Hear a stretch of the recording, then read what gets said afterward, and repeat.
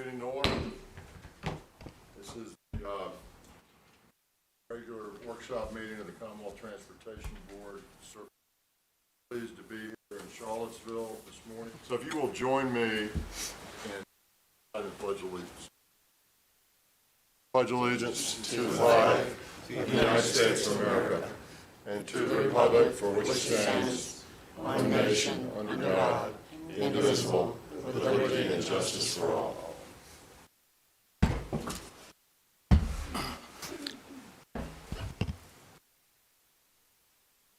Good morning, welcome, and thanks for joining us today. I'm going to start off with asking Mr. Sean Nelson, our Culpeper District Administrator, to come forward and welcome us. Thank you, Secretary. Members of the board, welcome to Culpeper District. I hope that you all had a pleasant experience traveling into the district either yesterday or this morning. And I also hope that you enjoyed your welcome gift that was actually assembled by some of our partners here in the region. The University of Virginia, Albemarle County, the City of Charlottesville, both Captain Byers and Mr. Yates contributed to ensure that you all had a great welcome gift coming into the district. So again, welcome.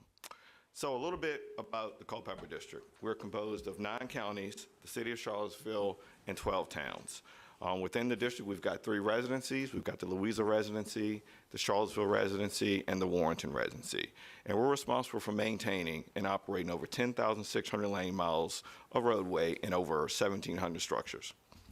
Staff within the district, our localities, and the industry all partner together to deliver a safe and efficient transportation system back to the citizens of Virginia, and we take very much pride in that. So I really kind of want to emphasize on that word partner, which is somewhat of the theme interwoven into this event that we've got here today, welcoming into Culpeper District. Later today, you will visit Cedar Mountain Stone to get a tour of a very important industry partner and a facility that helps keep Virginia moving. And also, you will see firsthand the importance of workforce development for our industry.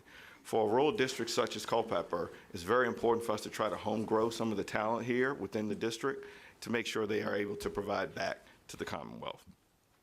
So again, I welcome you to the district, and now I would also like to invite a very special, important partner to also welcome you to the City of Charlottesville.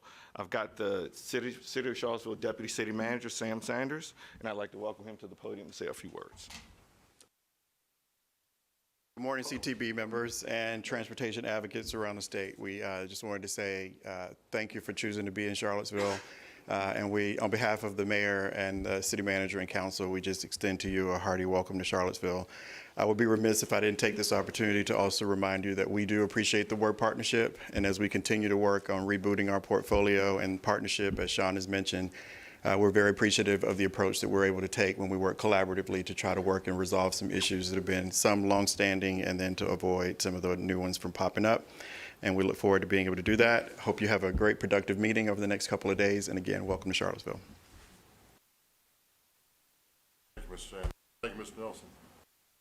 Did all that, and we're certainly pleased to be here. First item on our regular agenda is the FY 2024 Urban and Arlington and County Street. Good morning, Mr. Secretary. Hope you're well. Very well, members of the board. How's everybody this morning? Great, thank you. So this morning I'm going to provide you an overview, or provide you with our annual overview of the urban street maintenance payments for the counties of Arlington and Henrico and the localities in our urban system. These are the FY 2024 payments. So I'll start off with our urban locality street maintenance payments. Virginia code requires that VDOT provide street maintenance payments to all cities and towns with populations over 3,500 and other towns specifically identified in code. Each year, these localities are required to submit any additions and deletions of their mileage, eligible mileage to our division. Those inventory changes are approved by the board during this process. We use those inventory changes along with our new budget to calculate our payments to our localities, and the board approves those payments. As part of the conditions of the payments, VDOT inspects the arterial routes in our urban localities annually to ensure that they're being maintained adequately. Payments are based on moving lane miles during peak travel times and are paid out quarterly to our cities and towns. And the annual budget does grow at the same pace of VDOT's annual maintenance budget. Payment rates are based on two categories, our arterial routes and local and collector streets.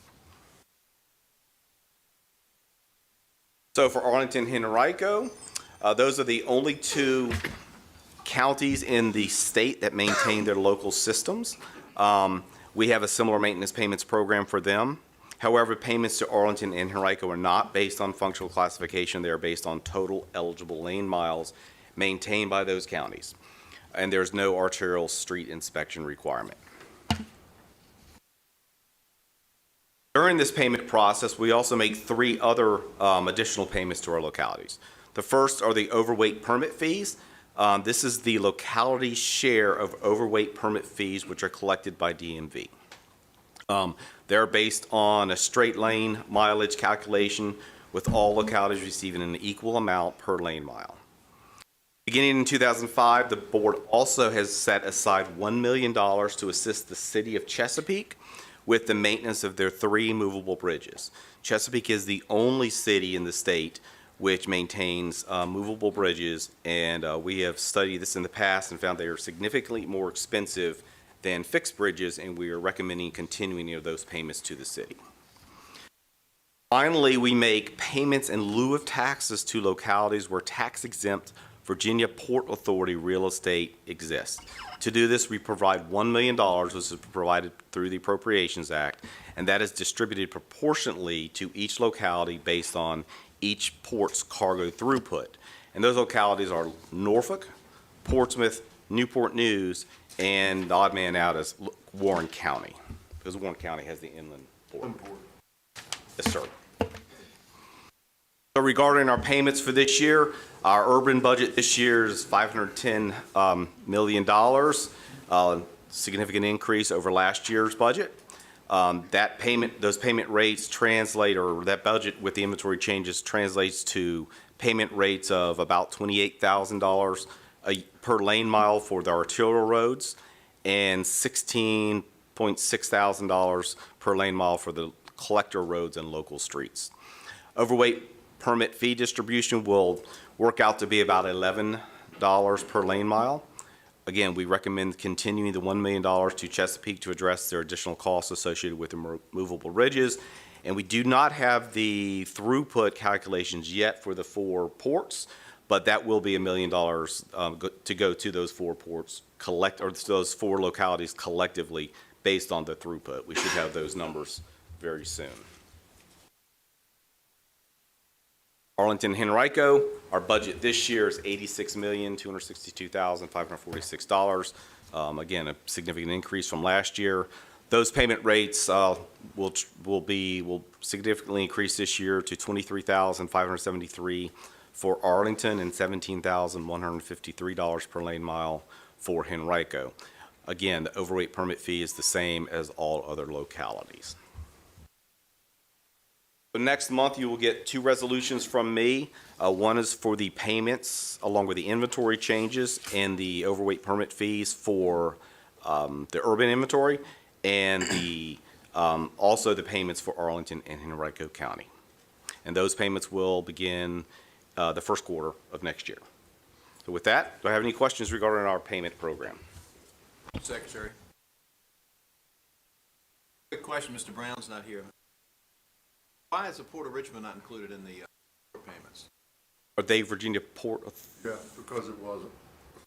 Yeah. I don't know the answer to that question. Legislation was that created.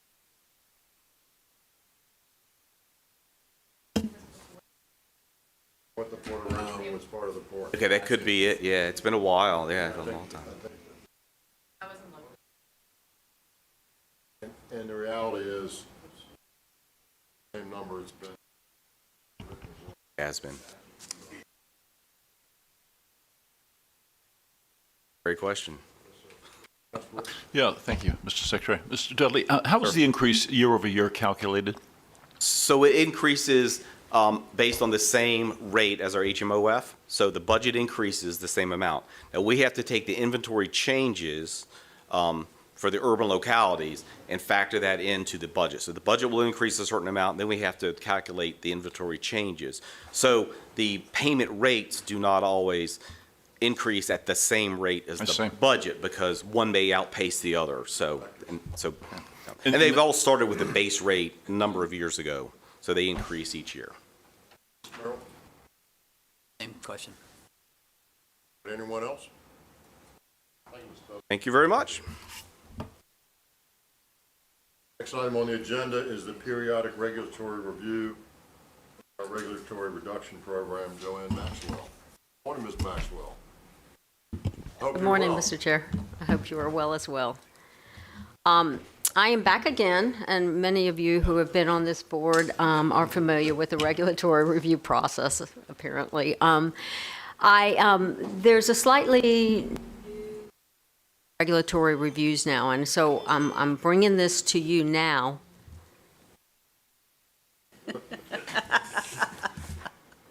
I can't be trusted with a remote. Can you do that again? You did that. We wanted to, we're with the regulatory review process because of some new requirements that have been imposed.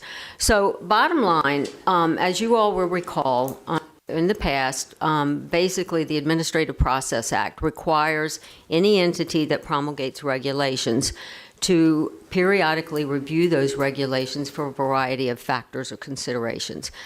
This slide reiterates what in the past has been reviewed pursuant to the periodic review process. Basically things such as whether law, statutory authority has changed or requirements have changed such that the reg needs to be amended, whether there have been complaints, comments from the public, the emphasis on public health, safety and welfare, those types of factors. So nothing has changed about that. However, every time there is a new governor, the governor is required to issue an executive order describing how the administration is going to deal with regulations. And in keeping with the law, Governor Youngkin issued Executive Order 19 back in June of 2022. As part of his executive order, he established a new office of regulatory management, which, among other things, was tasked with the job of working with each regulatory agency to review all existing regulations and to really focus on reducing the overall regulatory burden on the public. So that's what's new, and it's part of the process that we're now going through, and one of the reasons we're going to change this process. The new ORM procedures basically address two key issues. First, they involve or included a new economic analysis requirement that basically is comprised of a cost-benefit analysis as well as consideration of the impacts of a regulation on local government as well as impacts on family and small businesses. That's one aspect that is new and being emphasized. The other is they are focusing very heavily on the regulatory requirements that are embedded in regulations, literally the count of regulatory requirements. And that, as you will see, becomes important when we start looking at the reduction requirements. And finally, as in keeping with prior years, the Department of Planning and Budget is required to report to the General Assembly those agencies that are basically adhering to the periodic review requirements. So a little more about what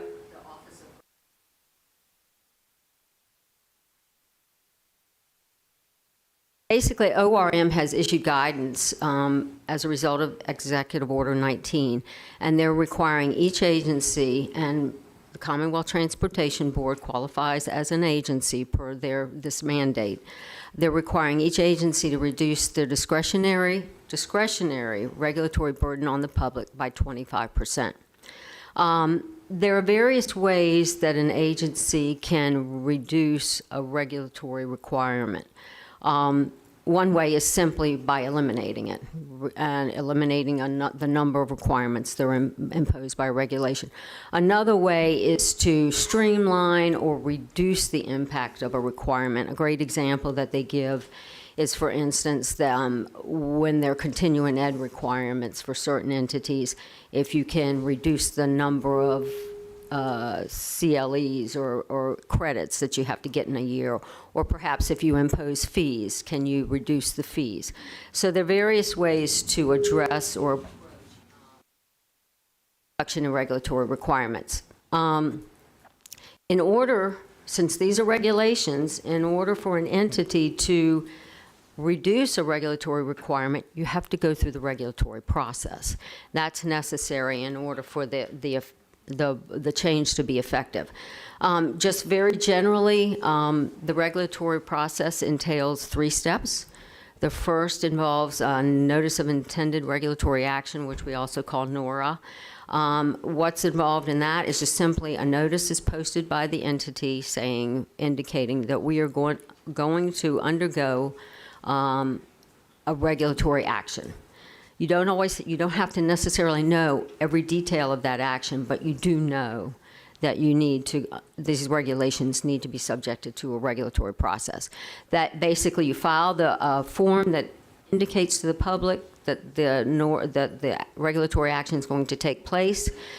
The administration, it goes through several reviews at the administrative level, that's executive branch, and then finally it's posted for 30 days for public comment. That process, or that period or phase, is followed by a proposed stage where the actual amendments to the regulation are posted. So the public entity, the agency, has taken into consideration the comments that it got during the NORA phase, and will actually draft the amendments to the regulations, and they show up as track changes to the regulation. That proposed document is then posted. First it goes through another executive branch review, and then it's posted for 60 days for public comment. And then finally, there's the final stage where the agency just takes into account any comments it's gotten on the proposed stage and the proposed reg. If there are amendments or changes that are warranted, those then undergo executive review, the regulations posted in another 30 days and becomes final. So it's quite an extensive process, and it's extended. It can take up to a year or more in order to accomplish these phases. But that's what's going to be necessary if this entity at the end of the day wants to achieve some of the regulatory reductions that are being sought.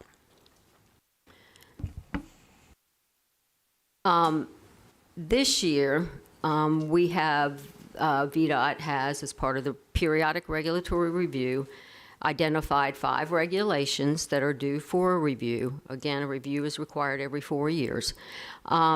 We've been looking at the regulations and the sets of regulations, and the 5 that are to be reviewed include the land use permit regulation, which is one of the largest and most significant regulations that this body issues, the vegetation control regulations, change in limited access control regs, the guidelines for considering requests for restricting through trucks, and then finally the rules and regs on tolling and highways and bridge facilities.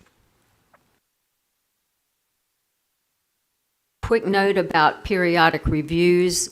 A periodic review can be accomplished one of 2 ways. You can file a notice that the agency or entity files a notice that they're conducting a periodic review.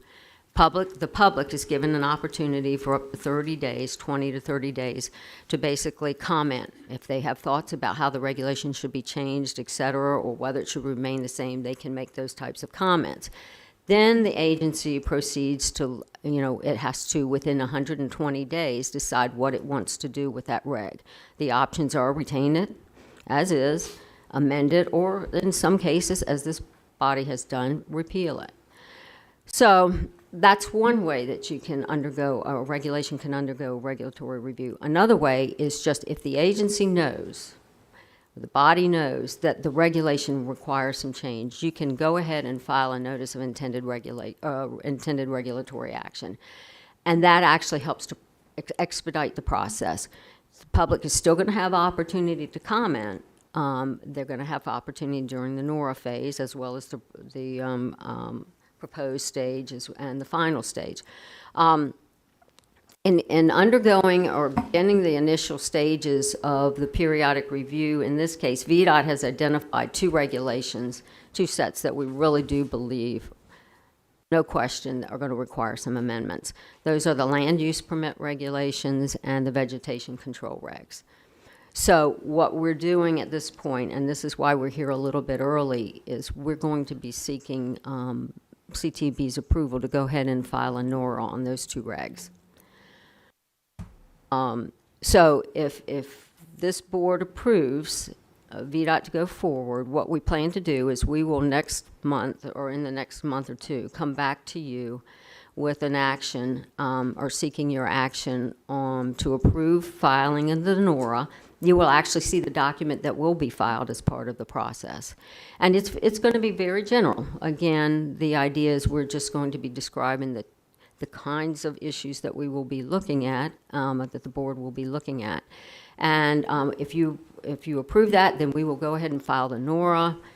The public will have 30 days to comment, and then in the meantime, we will start working on the proposed regulations. That will apply to the land use permit regulations and the vegetation control regs.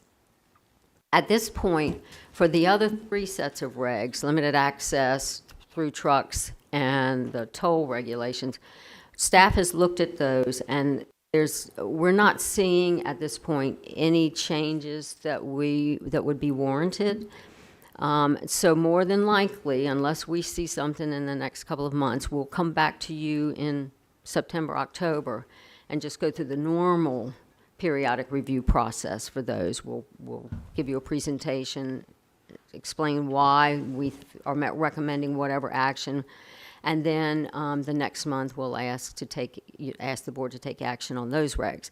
But then in the meantime, we'll be working on the regulations for the land use permit regulations and the vegetation control. And our expectation is that sometime late fall of next year, we'll be coming back to the board with the actual regulations themselves for the proposed phase. And then we will proceed from there. And that is why I'm here a little early, and hopefully that makes sense. And I think that's all I have. Thank you, Ms. Maxwell. Mr. Kasperitz. Thank you, Mr. Secretary. Ms. Maxwell, you mentioned that on the regulation for through trucks, that staff had looked at that and have, I guess, no recommendation on changes. Is there an input process from local jurisdictions that informs that decision on their part, or is that just a decision made internally without any external input? I believe there is external input. I believe the localities involved, and I can get you a copy of the reg. That'd be helpful. And that, certainly, that will help inform your decisions or your thoughts as we approach the fall. But there is involvement, I believe, in the locality as well.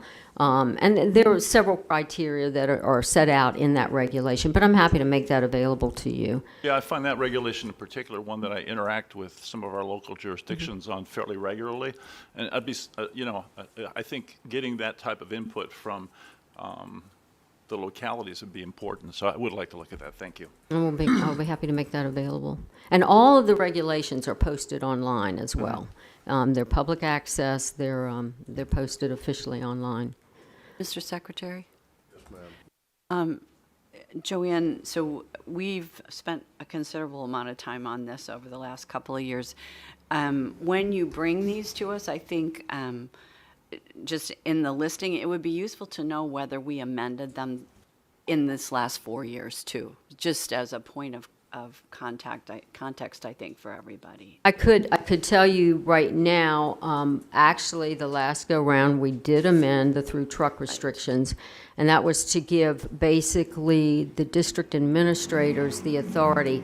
If a request came through to VDOT in the process, if the request comes through and it clearly did not meet the requirement in the regulation for the through truck restriction, the regulation was amended to allow the district administrator to say, no, we're not going to bring this to the CTB because it doesn't meet the regulatory criteria. The toll regulations, we also updated to address a few issues, technical issues. The vegetation control, we were going to amend to basically make the visibility requirements for businesses, and I'll explain, for businesses versus outdoor advertising signs the same. And by that I mean when that regulation basically controls the size of vegetation that you can cut in order to make an outdoor advertising sign visible, in order to make a business more visible to the traveling public. There was a discrepancy in the regulation between the outdoor advertising sign and the business visibility. The outdoor advertising signs, you could cut a bigger tree. With the businesses, you could only cut a smaller tree. After the tree hit a certain size, you could no longer cut it. We approached that as a fast-track regulation or change, thinking it would not be controversial. However, we got public comment, and it fell out of the non-controversial. So, bottom line, we're now coming back to you with that same regulation. We will be looking at that change as well as potentially some others. So, that set, I can tell you, but I understand, and we're happy to, in the future, document what happened the last go-round. Anyone else? Yes. Yeah, similar Mr. Merrill. question. Thank you, Ms. Maxwell. Similar question, Mr. Kasperitz. In terms of local jurisdictions understanding this process, like the through trucks, because I have also been approached by several jurisdictions about through trucks, are they notified, or is it incumbent upon them to be searching the website to see what you're proposing to do? They are not proactively notified with regard to, are you speaking with regard to a through truck restriction or the regulations? Well, either one. I think So- they are, so they are they- used, Are I'm you sorry. going to be sending out a notice to jurisdictions that you're about to look at this, or are they responsible for monitoring your activities to see what's coming up? I do not, at this point, no, we don't proactively advise or notice or notify local jurisdictions. I can't say that's something that would not be doable. We could certainly notify an entity such as VACO, VML, if there are regulations that would appear to have a more significant impact on the localities. That would be certainly something we could do. And the Notification. yeah, they, again, the notice, entities that are sophisticated would know to go out to the, Nora. such as the NORA would know to go out to the regulatory town hall.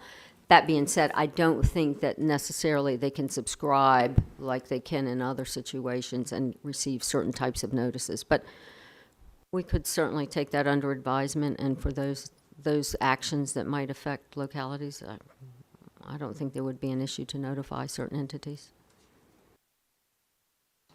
Thank you, ma'am. It's interesting. Obviously, it's important to have a good process and to have notification and input and all those things. But we've just talked for 30 minutes about a regulation to set regulations and to get rid of them. And it could take a whole year. So just sort of step back from that a little bit as we think about this, right? We're working with the regulation to set the regulations, and when we do that, it could take a year to get rid of a regulation.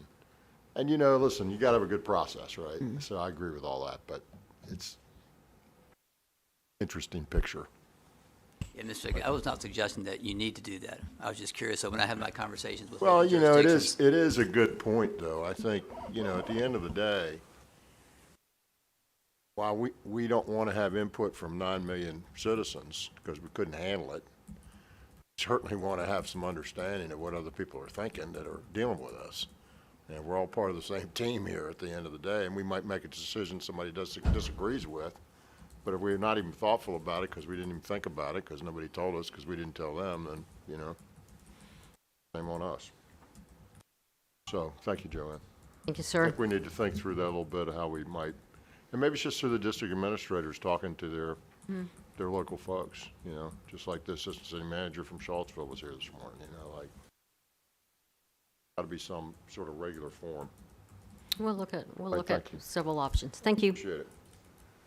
Next item on the agenda is item number 3. It's Chapter 425, Recommendations of Stakeholder Advisory Group for the Revision of the Secondary Street Acceptance Requirements. That's a lot of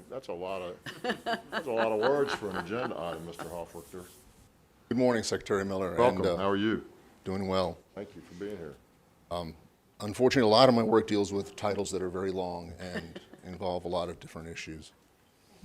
So But you know how to use the clicker. I do. Fantastic. My children taught me. Exactly. Help. In the 2022 session of the General Assembly, a chapter was passed that required the CTB, well, the chapter required 3 things. Number 1, it added language to section 33.2334, and that's the one that requires VDOT and the Commonwealth Transportation Board to create a secondary street acceptance requirements, and it's a process to accept developer streets and county streets into our system. So it added language in that required another look at the connectivity exceptions and how they're taken in. It also directed VDOT to convene a stakeholder advisory group to make recommendations regarding connectivity exceptions and required those SAG recommendations to be presented to the CTB. We established the SAG. It met 5 times between September and February. And it was composed of representatives from the development industry, local governments, environmental advocacy organizations, and VDOT. And some of them are here today. I don't know if you guys want to stand up and just sort of wave or something, but give me the opportunity. Here's a list of the membership of the group. We worked with industry, local governments, VACO, and the Fire Chiefs Association, environmental organizations, and then we had VDOT representatives. Kevin Gregg was the chair of the committee.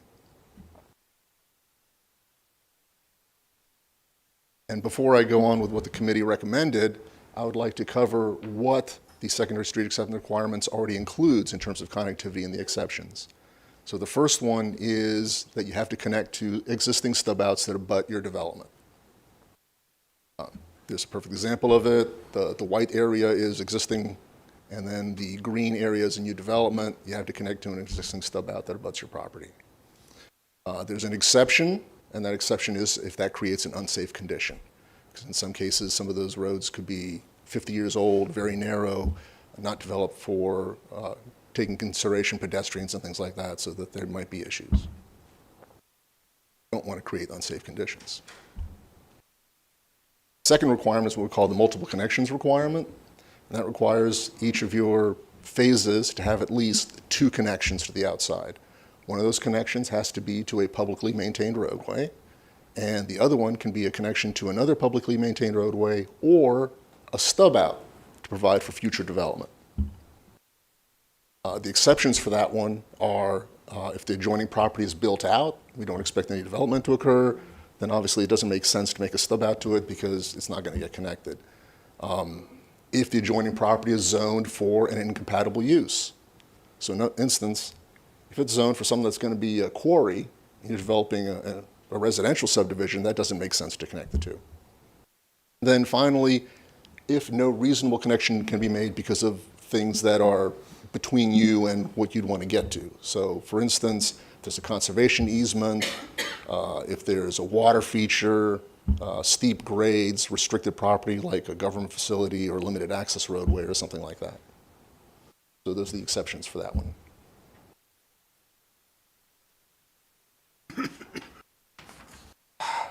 All right, so maybe my children did not teach me well enough. All right, and then the final connectivity requirement is for phases that are very large.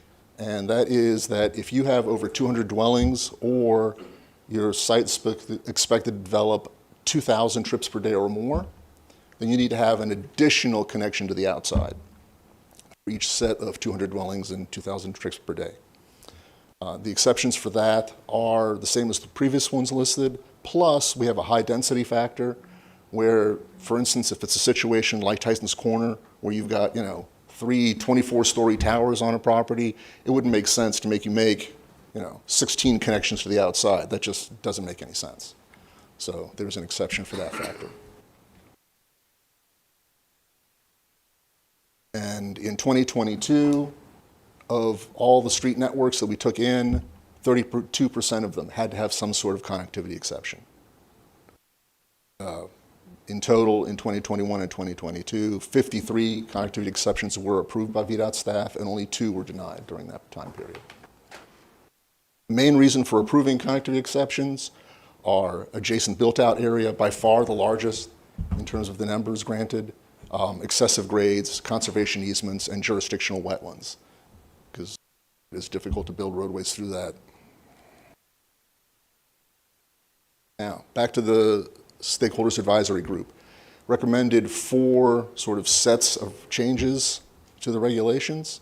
One is to clarify the list of exceptions as not being exclusive, but a sample list of factors. Remember when I said easements, grades, things like that? That's possible factors, but there could be other things that could be involved as well.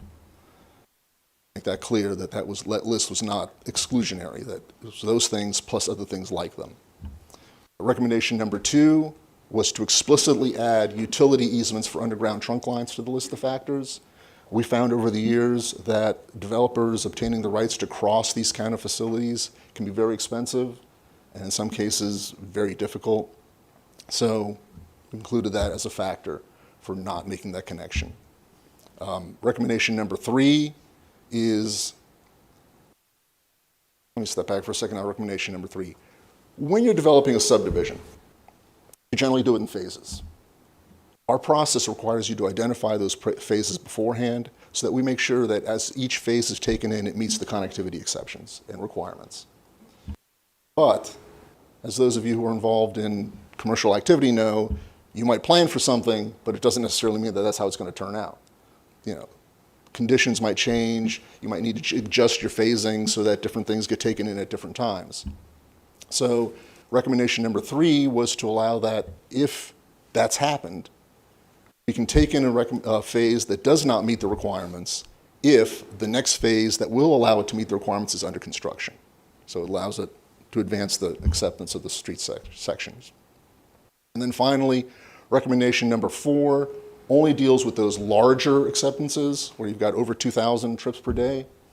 And it's a process that will be driven by the locality's desires and adds a vegetation preservation factor and adds a work outside of property that developer can access factor. So in some cases, if you're building a connection to an existing stub out, it could be possible that the grades are such that you would have to work on somebody else's property, and if you can't get the rights to that, then you don't have to make that connection.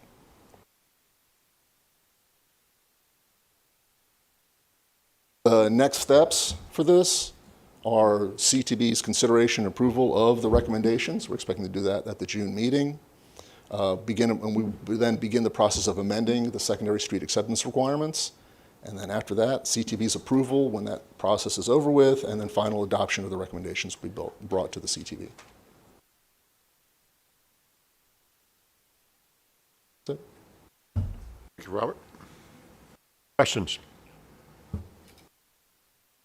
Well done. Thank you very much. Next item on the agenda is item number 4. It's a smart scale proposed route project cancellation. R-Cut Route 60 and Woodbridge/Old Buckingham in the Richmond District. Ms. Pryor. Good morning, Ms. Pryor. Nervous about my remote skills now, so hopefully Don't mess do it up, this. Ms. Pryor. Just by way of reminder, the board's smart scale policy does specify that only the board can cancel a smart scale project that's been selected. The R-Cut at Route 60 in Woolridge, Old Buckingham project was submitted by Chesterfield County in Route 3 of smart scale. The total original project cost was $13.2 million. It was fully funded with Construction District Grant Program funds. The original scope included various components of an intersection improvement, traffic signals, turn lanes, pedestrian accommodations, and restriping. The benefits of the project were primarily associated with safety. a sketch of the project. As a snapshot, again, the cost is $13.2 million at submission funded with district grant funds. It scored 7.6 and ranked 13 out of 20 projects in the Richmond district.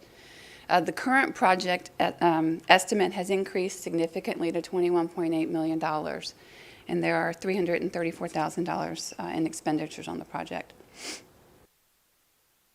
So what's happened since the project was selected? There was significant public opposition to the project in response to a citizens information meeting held in April. Chesterfield County subsequently requested that the project be put on hold due to these concerns so that they could determine appropriate next steps. As a result of the project delay, the estimate increased significantly due to inflation and updated unit costs. Chesterfield County has submitted a letter to the department. They concur that the project is not positioned to move forward at this time. VDOT, the district staff, has agreed to work with the county to identify components of a new project at this location to address the issues there and prepare an application for Smart Scale Round 6 or another funding program.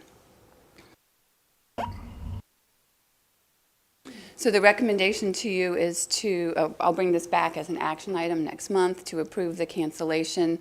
We'll then initiate a study in partnership with the county to identify an alternative scope. And then the county is likely to submit this project for consideration in another funding program. I'd be happy to answer any questions.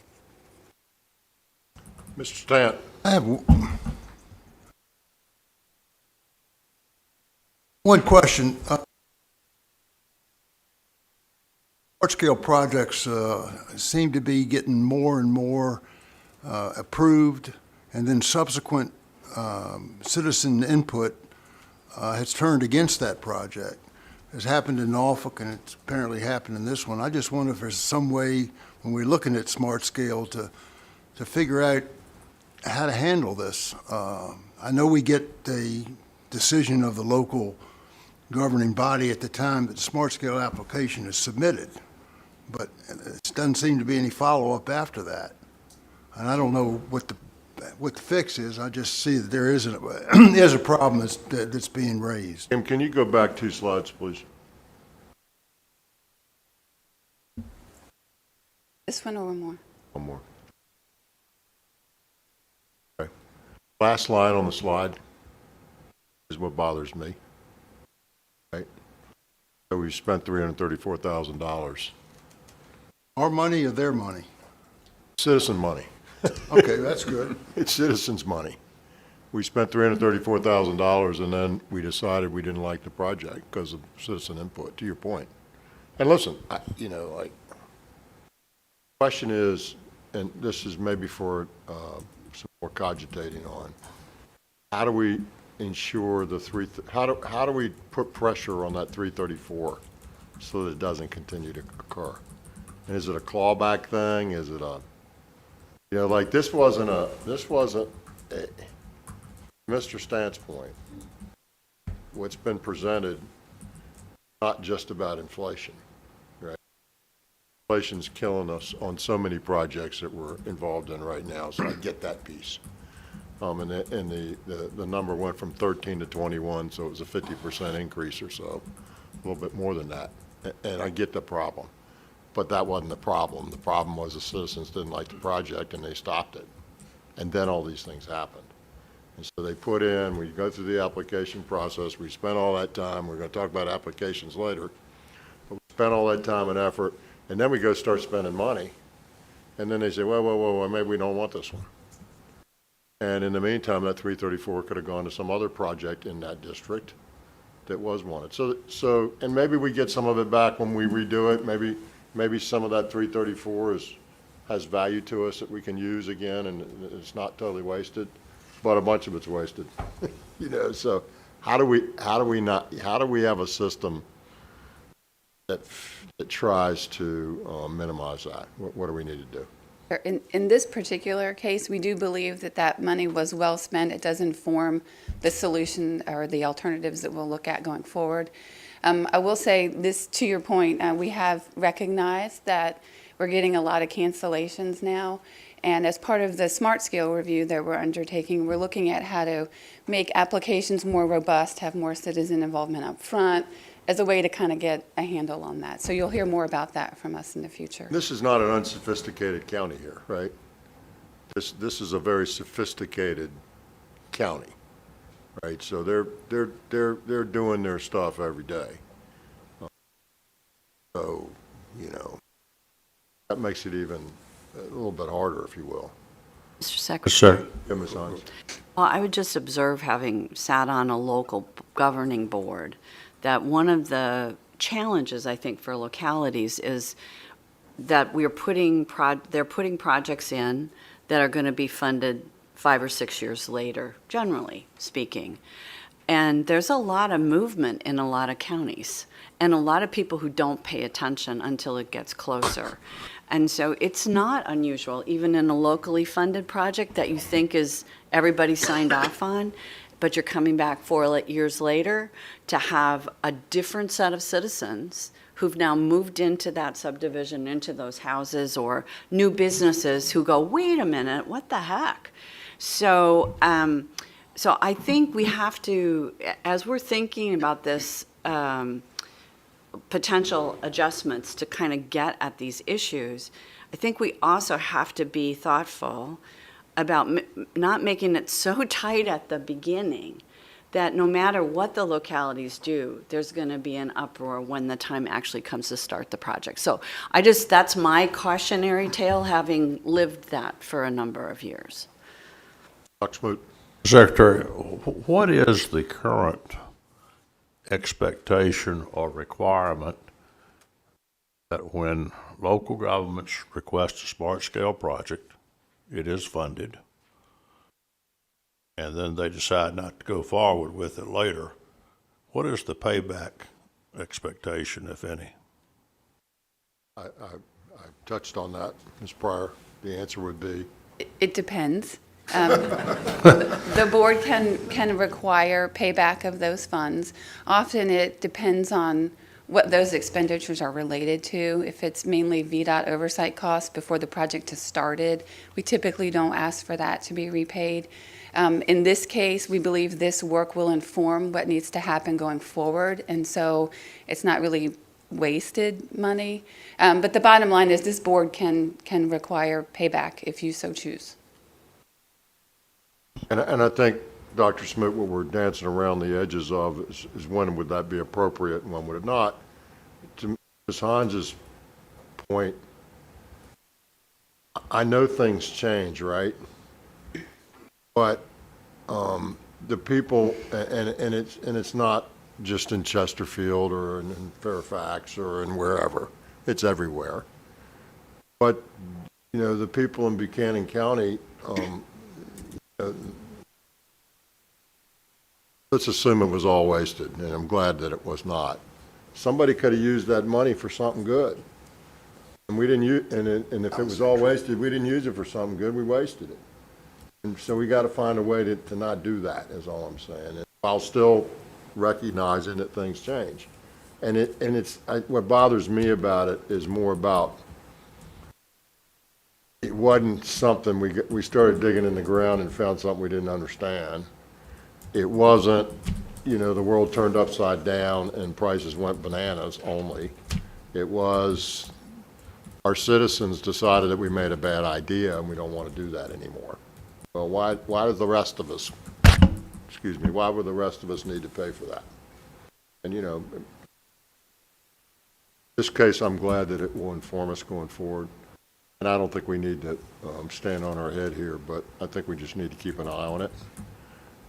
Dan's point, and if it continues, then we need to think a little bit more a little harder about it. Ms. Sellers and Ms. Cuthbert. Do we know what the public was concerned about? Is it the R-cut? It is. We're seeing that as well. Is it just people don't know what that means? Yes. Okay. And so going forward, we're going to look at a more traditional solution at this location. But yes, we get a lot of pushback on the innovative intersection treatments. I think it's people don't know what they are. Mm-hmm. I remember the diverging diamond caused that too. Not a roundabouts. It's not a, Mr. Casperitz. I was just going to follow that comment. I think the R-cut is something it's a strange construct to a lot of people living in these neighborhoods, and when it finally comes around to their understanding of how it's going to change their driving patterns, you get a lot of pushback. I think Mr. Smoot had a similar situation. So perhaps on projects that are differentiated, we used to have this with roundabouts as well, where people would get fairly exercised over the changes. The R-cuts might require a different level of public interaction throughout that period to keep the public informed. So I think we just need to keep an eye on it and make sure we're following it. If it starts to we start to see more of this, and we're going to need to do something. Mr. Secretary, I'll just tell a funny story, if I may. They did a diverging diamond in my hometown. My father is 85. He drives my mother to all of her appointments. And so there was a lot of consternation. What they did for people like my dad was they went to the local high school and they laid the diverging diamond out in the gymnasium. And they had people walk it before they had the public hearing so that people could understand what their movements would be. And my father said it was very effective strategy to sort of give people a chance to experience it in their bodies. So, Good way to communicate. yeah. All right, anyone else? Thank you, Ms. Pryor. Thank you. Appreciate it.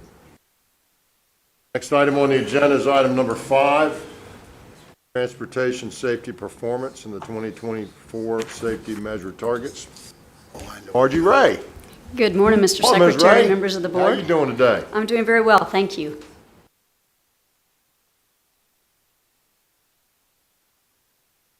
Ooh, kind of like we're looking always for those other things out there for transportation. We were watching how quickly the speed limit changed on the app in the car, like seconds after you change a speed limit on the road. Yep. The app updates. It's like, yeah, that's great. Okay, sidetracking there. Yes, good morning. Talking about safety We're talking about performance safety, targets. Ms. Ray. We are talking about safety. And we were watching our speed, so we were being very cautious about that. Just as long as you were not driving and looking at your cell phone, Ms. Ray. I was not, and it was on the monitor on the car, but I was the passenger. But thank you for watching out for my safety, too. So this is an annual presentation of our safety performance measures and targets that we're required to do. And so this morning I'm going to talk and give you a little background and reminders of why we have to do the target setting and what we've been doing in the past. We do have some new federal requirements that we have to address. Here's our proposal this year for how we want to set the targets, kind of looking at our performance of those targets, or where we are with safety. And then last year you also took action on setting some aspirational safety targets, so we'll give you a little more information there as well.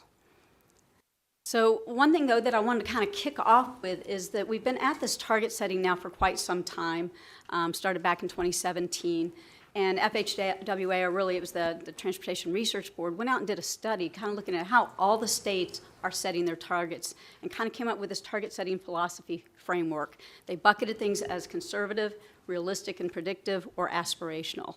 I think you guys are well aware that Virginia has chosen very much this realistic and predictive approach using models.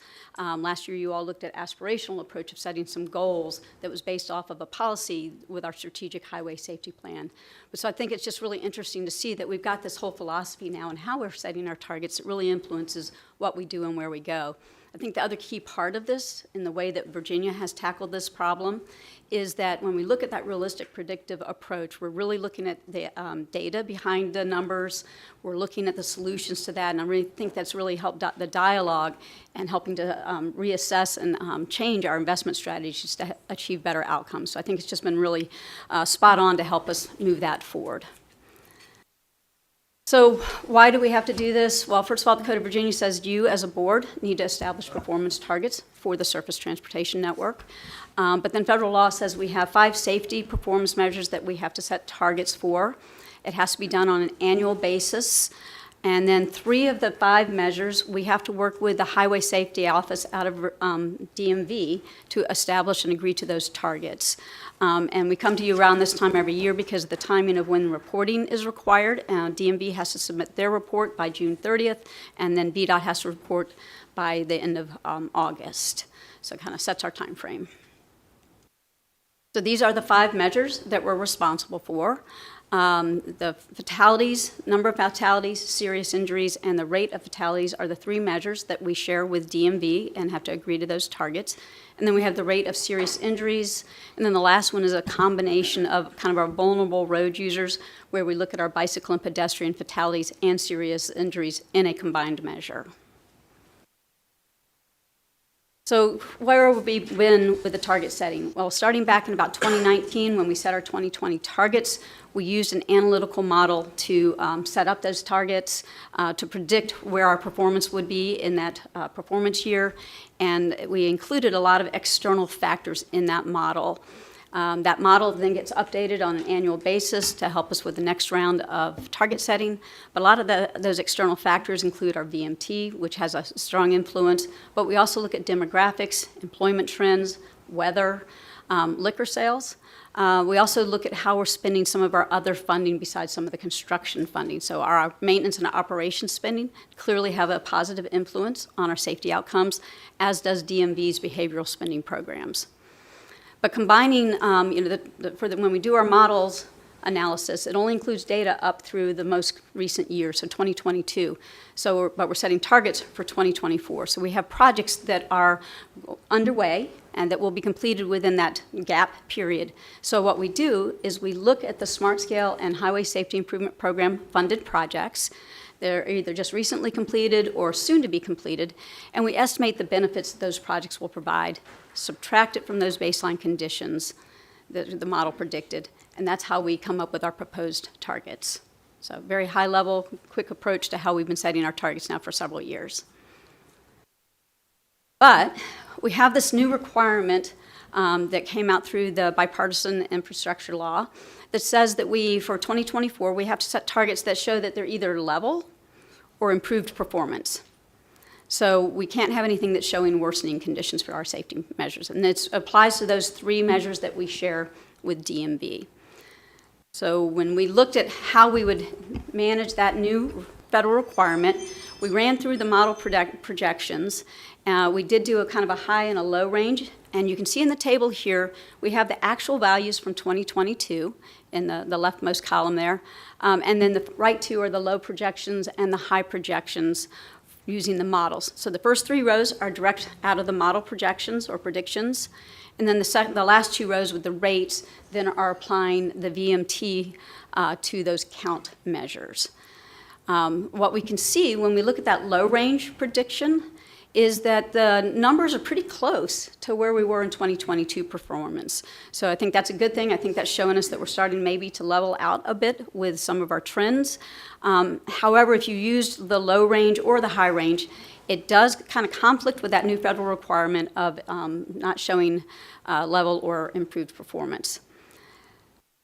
So what we're recommending as our proposed approach to setting our targets this year, or for 2024, is that we would set our fatality, serious injury, and non-motorized count measures level with the 2022 performance. So what we observed in 2022 becomes kind of this level for us for moving forward, and then calculating the rate measures from those static or level 2022 numbers. So we have a predicted VMT growth that we'll use to calculate that rate. So that's the proposed approach.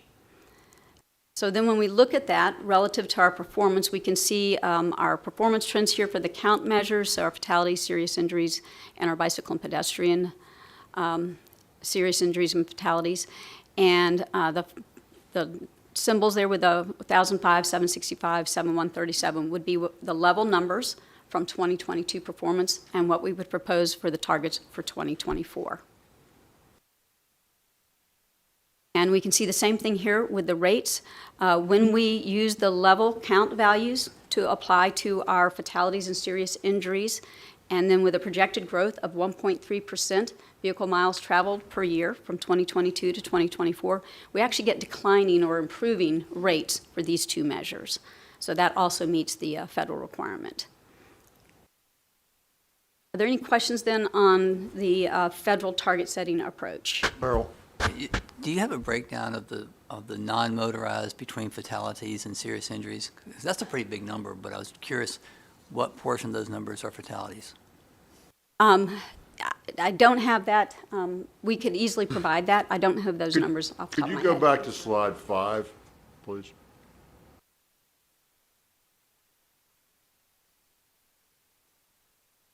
Yes, sir. So if you think about this, this is part of the problem that we're facing, and I don't think we do it very well yet. To your point, Mr. Merrill, the last bullet there with bicyclists and pedestrians, and as you think about more and more money that we put into, or that is a share of our smart scale, that goes to projects that are both improving that and sort of advocating for that, if you will. And so as we encourage people and we put money into projects that put more bikes and more pedestrians on the street, you're going to expect more things to happen, right? The more people that are there, the more things that are going to tend to happen, unless you bend the curve somehow, right? And so the question becomes, how do we do that? And I don't think we've figured out sort of a standard vision that is almost, we won't deviate from in some respects, that deals with bicyclists and bike lanes and how you mix those two with cars and pedestrians, and do you use the sidewalks or don't you? And what rules do you follow? And until we really get good at that, and we need to, and we put more people on the street and encourage more people to be on the street on bicycles and walking, we're going to have more problems. We're just sort of creating our own situation, and we got to figure out how to manage that so that everybody is safe. We just don't do that in a systemic way, I don't believe. And we There's did so many have, places you got a bike lane that's, you sort of look at it and go like, wow, anything happens. 6 inches this way, 6 inches that way, and somebody's in trouble. And so those things are, we got to figure our way through that somehow. Secretary? Passwords. I guess I'd like to add a couple statistics to your comments. And since 2017, when we started this, I felt like this is kind of a trip to Las Vegas for me. And trying to divine what these numbers should be is a non-scientific project or prospect from my perspective. But I looked at some information I've gathered. In 2015, we had 15 bicycle fatalities. With significant additions to capacity in 2022, we had 11. So that number actually went down. The place that we have the largest increase really is in pedestrian fatalities, 78 in 2015, 171, a shocking number for all of us. We should actually take extraordinary note of that in 2022. During that time, actually to my surprise, VMT has stayed generally fairly stable. VMT in 2015 was 226 million miles. In 2021, we don't have 2022 reporting yet, it was 224. So we have an anomaly here. It's 2.2 times the number of pedestrian deaths that have occurred in 2022 versus 2015, and VMT has stayed generally within a relatively confined range. Whatever we're doing isn't working, and I think we have to acknowledge that. And for us to sit here and continue to make these attempts at predicting the fatalities in the Commonwealth seems like a exercise in futility from my perspective, especially given that we don't have information on things like enforcement. So, Margie and I have talked about this. We do have information on enforcement. There's not enough. Well, right? I think that, if we look back at potential causation on this and what would create this great differential over this time period, two factors really come to the top of the list.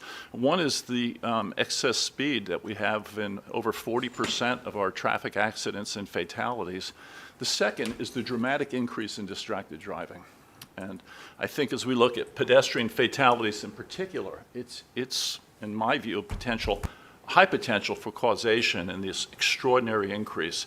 So this is, a process we go through every year. I'm not sure where we stop this process and say we need to step back and take a look at all the factors associated with our failure to be able to accurately predict this and what's causing this I'm going to call it carnage, especially in the pedestrian component of this, and consider what actions we can take as a board. I'm not sure where we have this discussion or what actions we can take, but I think given the dramatic increases in these statistics, I think it's incumbent upon this board to take some action.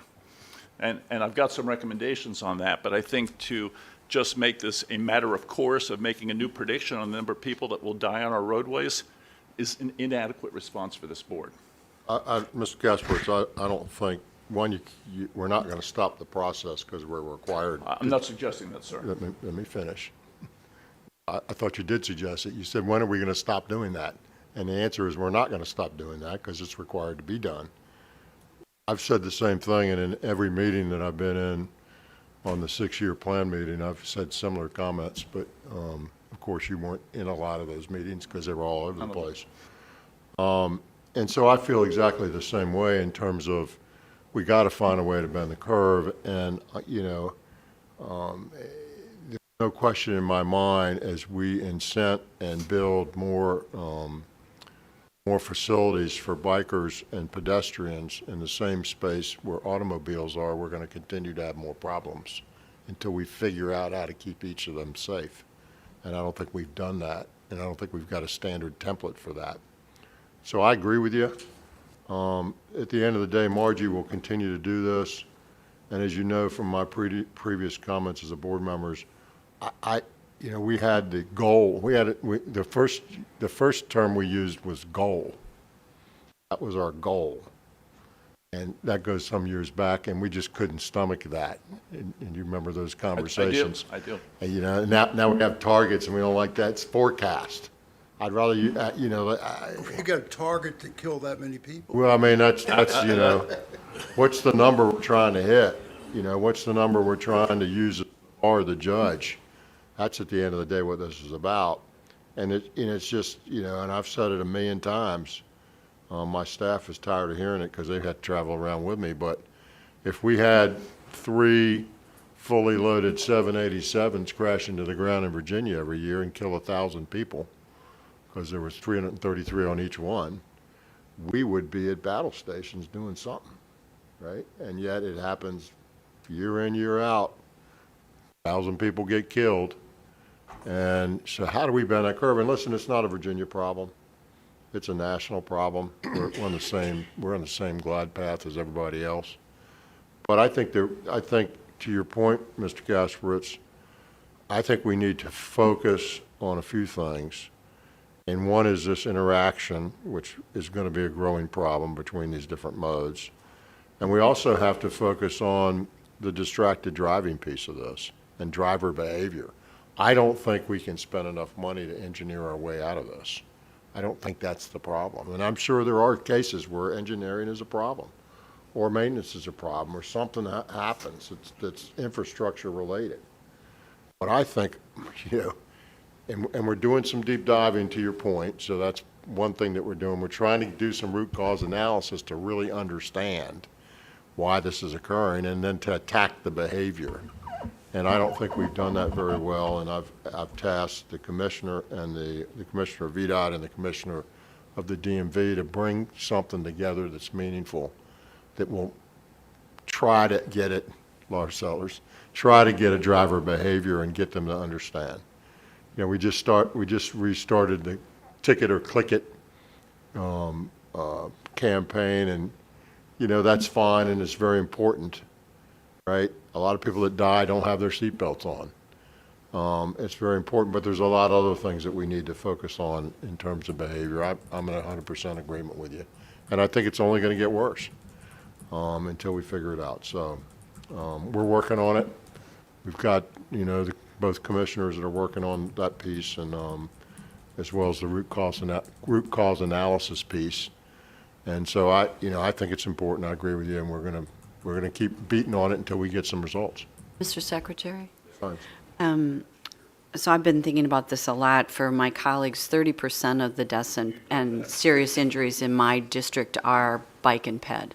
So this is a very serious concern in Northern Virginia. And, you know, I was thinking about when we made the decision on the highway safety improvement program that we were going to do a bunch of systemic improvements. We're going to take some key actions that we thought would really help change the game, right?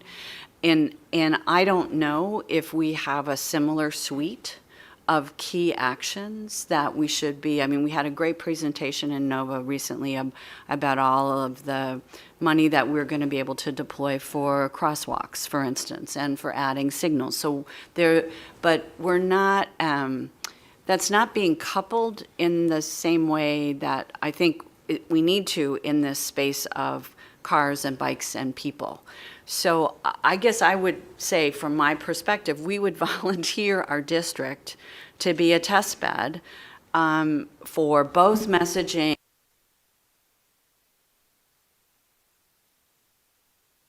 deeper good strategies that could be deployed to help with this, because it's just 30% is just, it's stunning in my district, and I really feel like we need to, like, it's all hands on deck kind of situation. So I just offer that and appreciate what is being done. So I don't want to say that we're not doing anything, because we are. We're getting ready to spend about $40 million over 5 years.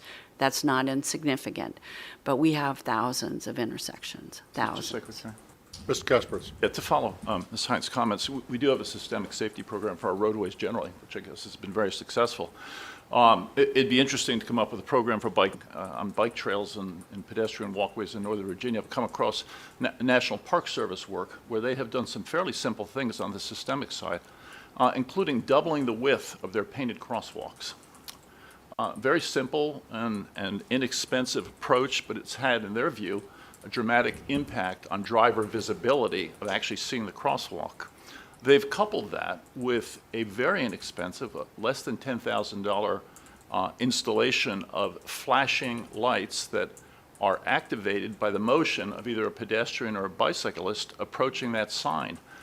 They don't have statistics on the effectiveness of these devices and procedures yet, but they're very encouraged that these low-cost systemic improvements that are applied broadly on the Parkway in Virginia, or will be in coming months, are things that are going to start to dramatically reduce the incidence of accidents with both bikes and peds. So to Mary's point, our very engaged program of systemic improvements is yielding benefits on our highways, we hope. I think a similar program for bike ped may be productive as well, and the cost to do these things are generally very low. Each one of those intersection improvements is less than $10,000 with the expanded striping and the 2 flashing light units. So just opportunities that we have to start to deploy this more broadly that I'd like to see us study and consider. All right, Margie. Yes, Ms. Sant.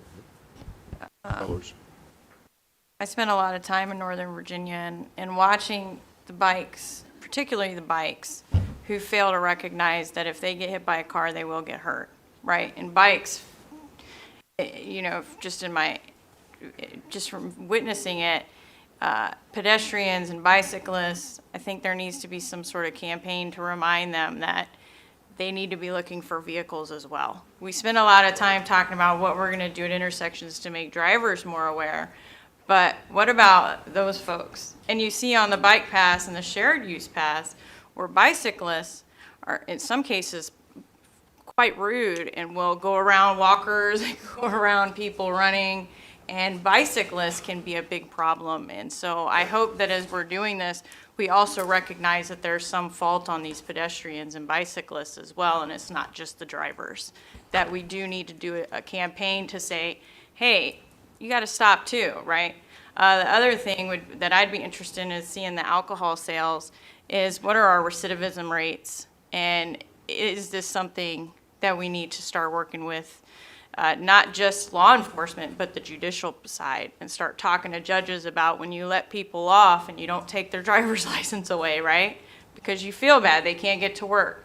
When you have somebody who's had 3, 4 DUIs and serious DUIs, you know, at the very high alcohol levels, which we see, the dangers that you're putting people in, because judges, you know, they can be very compassionate and release people, but do we need to start talking about what these recidivism rates look like and how we get some of these folks off the road? Right. So I brought Mark Cole, the Traffic Operations Division Administrator and responsible for the safety programs. One is his team that is doing all of this work and dealing with all the data and the models and things like that. But also just, you know, there was a lot of talk about actions to take for bicycle and pedestrian. And I think that there is a significant effort underway right now to do that and start rolling some things out. And so, Mark, I don't know if you want to speak to that. Sure. Good morning, Mr. Secretary, members of the board. As you are aware, we are still working our systemic safety investment plan. Part of that effort does include pedestrian crossings and improvements on corridors that we've identified as high-risk pedestrian corridors. So we are really focused on trying to get those improvements in as quickly as we can, and hopefully we'll get good benefits from that work as well. But I appreciate the discussion today.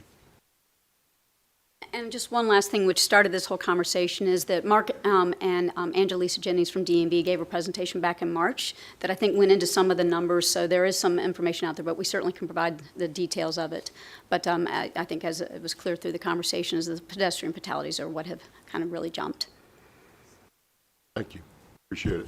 Mr. Secretary, Yes, sir, Mr. Merrill. are there opportunities for us to do what I call small tests of change, being data-driven? I mean, these aggregate numbers are concerning, but it would be interesting to know how many pedestrians are in cities versus rural areas. How many are right turn lane, automated speed traps? I'm not saying make it statewide, but implement certain changes, see if it makes a behavior pattern change or an Root cause analysis. Right. That's what we're trying to do.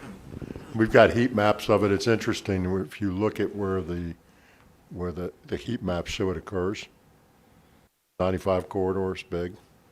The interstate corridors are big for fatalities, but they're also out in sort of, in the middle of nowhere. You can sort of see the single car going off the road kind of thing. So we're diving into it and trying to make some sense of how we can attack it. For a compliment for VDOT, in our area, we have a lot of accidents where people go to the right off the road and overcorrect. And putting in these rumble strips has been helpful to alert them that they are at risk of going over it, and then they overcorrect, and next thing you know, you have a fatality. So compliments to you and your team for doing that. And I think, I don't want to go down the rabbit hole deeper, but I think Ms. Eller's point is well taken. I mean, it's, I use an illustration that's not accurate, but it illustrates it well. The guy that's drunk at 3 o'clock in the morning crossing a busy street in dark clothes. What do you do with that? How do you fix that? I don't think that's something we can fix. I think that's a societal, behavioral issue. We're not going to fix it with a safety enhancement, and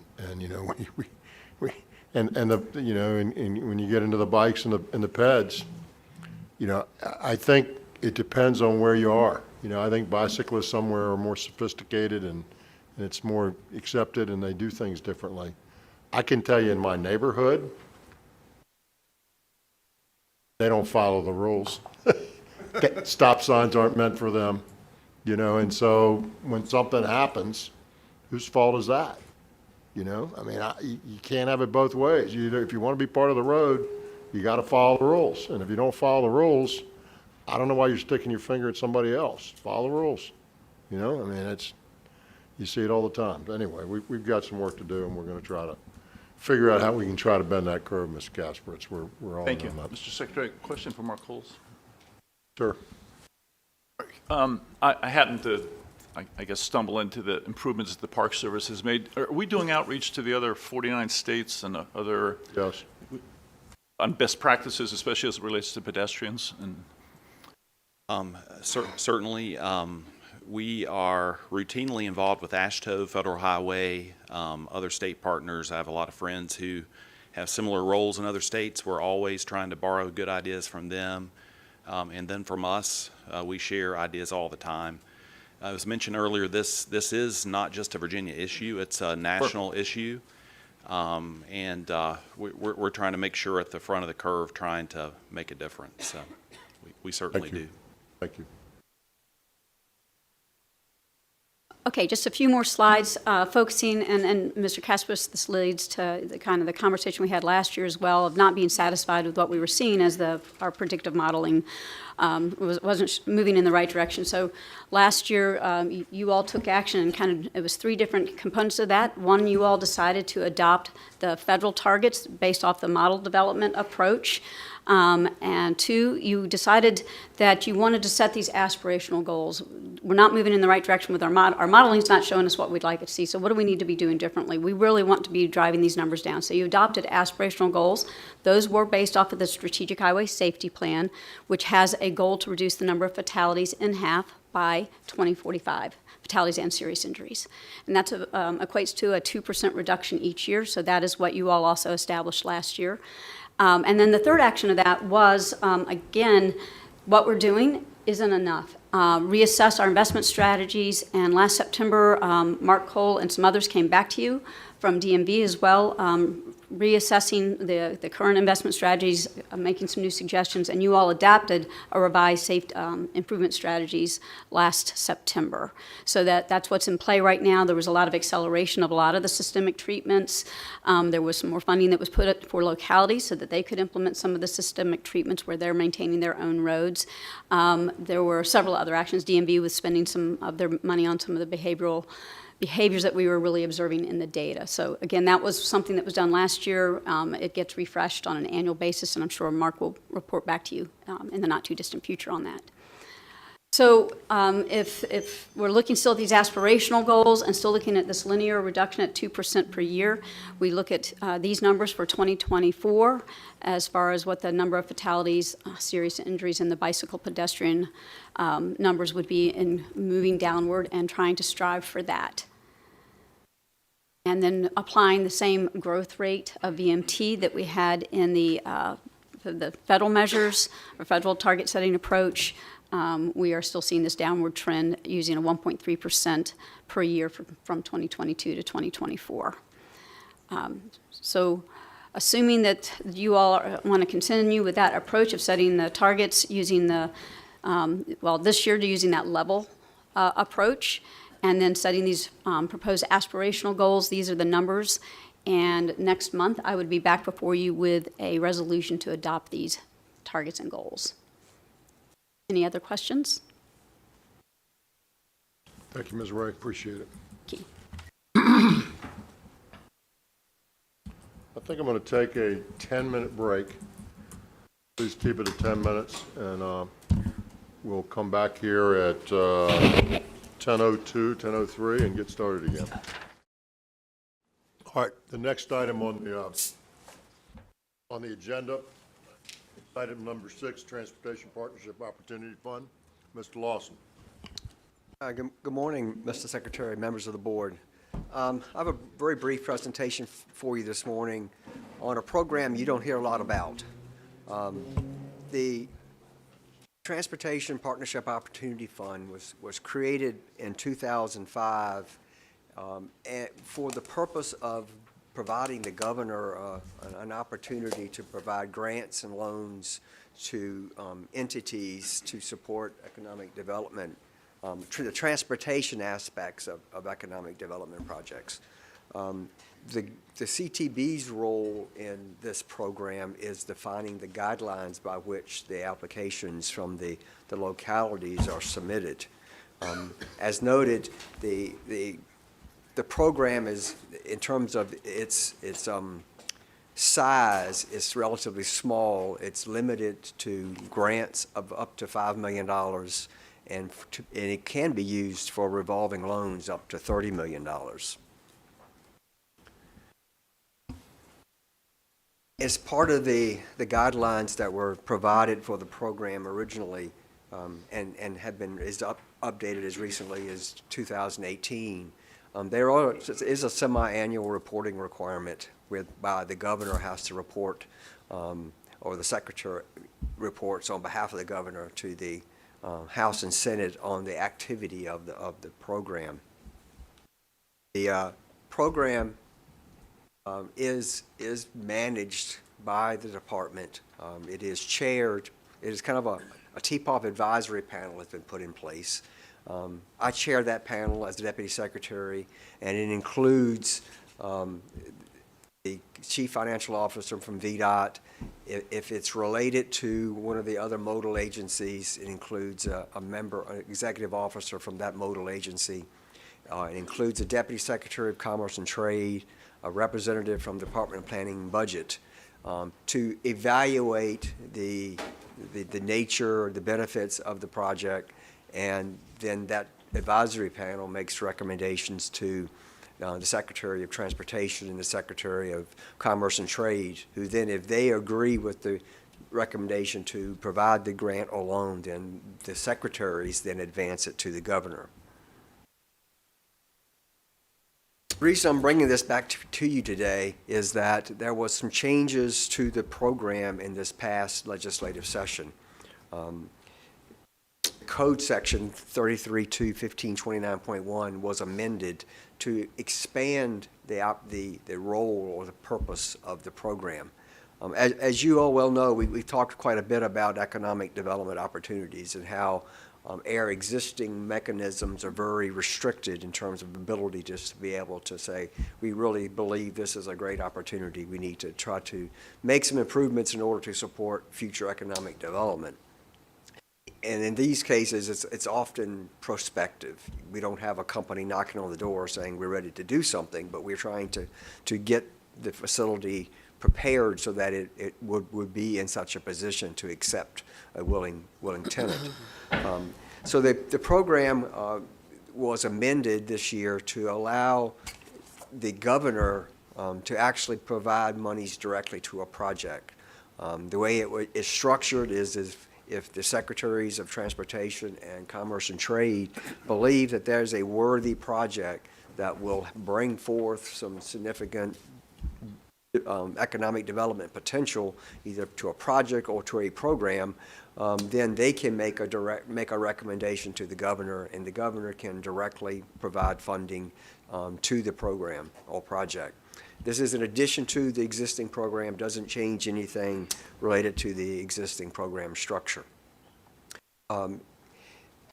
There are some additional requirements kind of related to this, which include some reporting. The General Assembly asked that anytime funds are provided, again, these are the governor-directed monies, are provided in excess of $5 million, the Secretary has to provide them a report saying this is what we've done, and you see here outlined kind of an overview of the types of information they're looking for related to the project. Many of these things may or may not be known at the time the project is done, depending on the level of development. If the project, if the funding is greater than $35 million, the request has to go before the MEI Commission, the Major Employment and Investment Commission. The commission already exists today. It handles the monies related to VEDP and other governor's grant programs. And the way this has been structured, it is provided to the commission. The commission has 14 days to review the desired direction of funds, and if they must respond within 14 days in order to stop it. If they don't respond at all, then we are able to move forward. If they do stop it, say we don't recommend this recommendation, then in order for the funding to be provided, it would have to go before the full General Assembly for action. So what we are doing today is I'm just making you aware of kind of the brief, kind of the summary changes that have been made to the program. The guidelines, which are in your package, have been updated to incorporate the secondary component use of this program. Also included in your package is the report from last month, or the last semi-annual report. We have included that in your package, and I think probably as a matter of practice, we should start providing you a copy of that twice a year when we produce the report and submit it to the money committees. The program, just very generally, as you can see, it's about $405 million. I won't go back into the long history. You see it here, but most of that, the $305 million was in 2007, was specifically placed on individual projects per the budget, and we've done about 49, I believe, projects requests. We've entertained about 49 applications over the years for another $100 million. As of the December reporting, that was just shy of $4 million available in the project. I will point out that there was action in the budget that would have transferred $100 million from the Virginia Transportation Infrastructure Bank into this program to make it available for this purpose. And there was also, we spoke earlier about providing $200 million over the last 4 years of the 6-year program to help bolster this program as well. Both of those budget language pieces were not incorporated, so neither of those two actions have taken place, but we want to make sure we've got the program and the guidelines in place so that once future budget action takes place that gets funding in the program will be ready to move forward as has been planned. So next month, as I mentioned, we'll bring forth to you a resolution to adopt the changes to the guidelines to support the amended program. Secretary? Thank you, Mr. Lawson. Any questions? Mr. Secretary. Yes, Dr. Smoot. John checked me on this. From reading through this, it appears to me that $400 and some million have been placed in this fund since it originated. In round numbers, how much is still in the fund? The balance in the fund is just shy of $4 million. That's all that's left? That's all that's been. Okay. And realizing that there are various sources of revenue for this fund, what do we anticipate will be in the fund John? Next year? Dr. Smoot, current funding is the last hash mark down there, which provides this 1/3 interest, dividends, and appreciation to the TTF, and which has not been robust in the last quarter particularly. And so it's not a big revenue stream, and you can see where they have put in chunks of money along the way. And so the answer is, we don't know yet. You know, it depends on what happens in the next budget or in the upcoming budget, if you will, and what we anticipate. And I think what is certainly possible is that we'll get the VTIB money moved over. That's not a new appropriation. We're just moving it from one program to another because it's not being utilized. And then we would get those out-year dollar increments. That over that 6-year time period, then we would have had $300 million.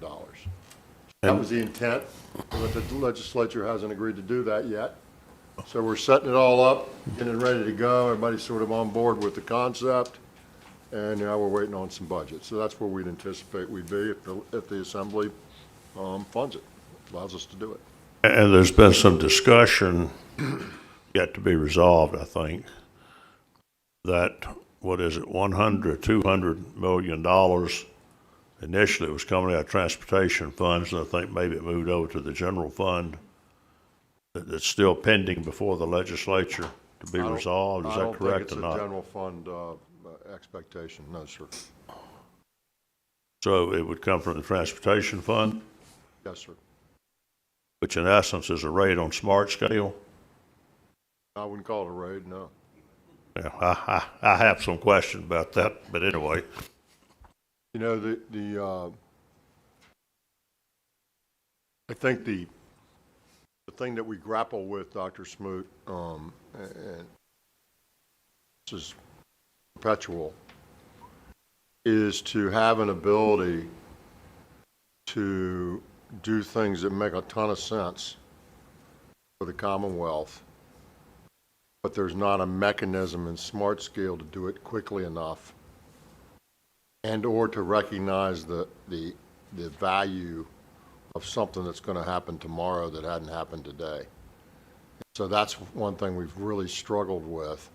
How do we do that? When company XYZ comes to town and says, listen, I'm willing to do all this stuff, I'm going to bring you all these jobs, we're ready to go rock and roll, but we're going to create a big mess in this intersection when we do this, and we need to get it resolved. And we say, yeah, we can work on that, and we can put it in the smart scale process, and it won't score so well until it really gets messed up and gets really congested, and then it'll score well, and maybe 7, 8 years from now we'll be able to get it done. And they sort of look at you like you've lost your mind. And so that's the problem that we face every day. And what we're trying to do is just trying to have a mechanism where it's obvious return, it's a huge win. How do we go get it? And so I frankly believe that they're good projects to begin with, and they would score well if the scoring looked appropriately at them, number one. And number two is the sooner we do those things, the more money that is in smart scale, because the tax dollars that flow off that all flow back into that mechanism. And what we're trying to do is grow the economy so that all those funds have more money in them so that we can support that growth. So this is a mechanism. I don't see it as, I understand your concern. But we can not do it and keep doing it the way we're doing it and continue to lose opportunity, or we can find a way to capture that for the benefit of the citizens, and that's the. Or it might be funded somewhere else. Of course. Of course. Because it does take away from smart scale. We need to realize that. Everything we do takes away from smart scale at the end of the day, because smart scale's last. Everything we do. And what's left gets into smart scale. That's exactly right. The more maintenance we do, smart scale. The more everything we do, where it ends up. So the question is, we looked at our smart scale project base. Would it make sense? Would a rational person say, yeah, we should take this thing and just go do it, right? And sort of do it outside the process because it's obvious the return. And if you don't do it, then you don't get it at all. Zero-sum game. So that's the game we're playing, I think. And this isn't a this administration thing. This is going to be anybody. And the truth is, the money will be there later. We'll be gone, and somebody else will be using that money. But it's just the right thing to do. Mr. Chairman, I don't know if I think it would take away from smart scale. I think because the way you do, like the Stafford project with DHL, there were proffer money on the table from the developer, and this allows you to almost double that money and get the project going, where smart scale doesn't really have a mechanism to capture that private investment in the same way as a program like this does. And so, to me, yes, it takes away from the transportation fund, but it brings more value than it takes, is what. Right. What the point. And we have to remember that, it is only funding transportation projects. It's not funding other things. Yeah, Yes, and I would agree that smart scale is not nimble, and probably shouldn't be. It tends to be stationary looking or backward looking rather than forward looking. But I also believe that the use of designated funding, if it is being funded out of the same source, is indeed taking away from funds that could have been allocated through smart scale. So I support the need for having this. I'm just disappointed if it is not funded from a source that would not weaken smart scale. I think the General Assembly will make that decision. Yeah, appropriately so. And hey, I wouldn't be against some other funding mechanisms. All money's green. Just to be clear. But even if we can't get there, right? It's just a better use of our money to get a better return. Yeah. And it's a zero-sum game, because if you don't do it, it's gone. And then you never get that one back. And the Commonwealth does need to play in this space if it's going to grow the economy. I can't tell you how many times we've heard, we love you, but you're not ready. Yeah. I got to go where, people in this world, they're not waiting around. I mean, things are changing so fast that if you're not ready, they're gone. And I see it in the port every day and other places. So we're trying to be ready. Thank you, Mr. Lawson. Appreciate it. Next item on the agenda is item number 7, the Smart Scale Round 5 Consensus Scenario. Ms. Pryor, Ms. Jackson. Mr. Secretary, if I may, I just want to have a couple very quick opening comments. Mr. Lawson. Thank you, sir. Can't get rid of me. As you know, I want to thank all the members of the board for working with us. We rolled out the staff scenario in January. I know Ms. Pryor and has mentioned at the last board meeting kind of where we were in terms of a revenue perspective, in terms after looking at the reserves and looking at inflationary cost increases, et cetera, and she'll kind of hit those highlights again today. But I know Ms. Jackson and Ms. Pryor both have met with you to talk about your views of the staff scenario and kind of changes that you thought would be necessary, and I followed up with all of you. And I just really want to thank you all for your thoughtful consideration as we've worked through this, and I hope you'll find the consensus scenario we're presenting today favorable. So thank you. Thank you, Ms. Lawson. Appreciate that. I add my kudos, and I hope you're speaking to Mr. Dotson and Mr. Brown too, even though they're not here, right? Yes, sir. We'll let Bert know that he's loved. Ms. Pryor. All right. I'll start with a little bit of background. This should all be familiar territory for you. As you recall, we released the staff recommended scenario for Smart Scale Round 5 in January. We had a total of $1.9 billion available. You recall we withheld a reserve in anticipation of having to cover some inflationary cost increases on existing projects as well as proposed projects. That reserve was $231.6 million, leaving about $1.7 billion available for allocation. And we allocated that to 152 projects based on their rank and score for a total of $1.5 billion. That was just over $1 billion out of the district grant program, and 46, I see a little confusion. Is the PowerPoint not coming up? It's not posted in what we're looking at. Not posted. I'll talk slowly, so it'll get posted soon.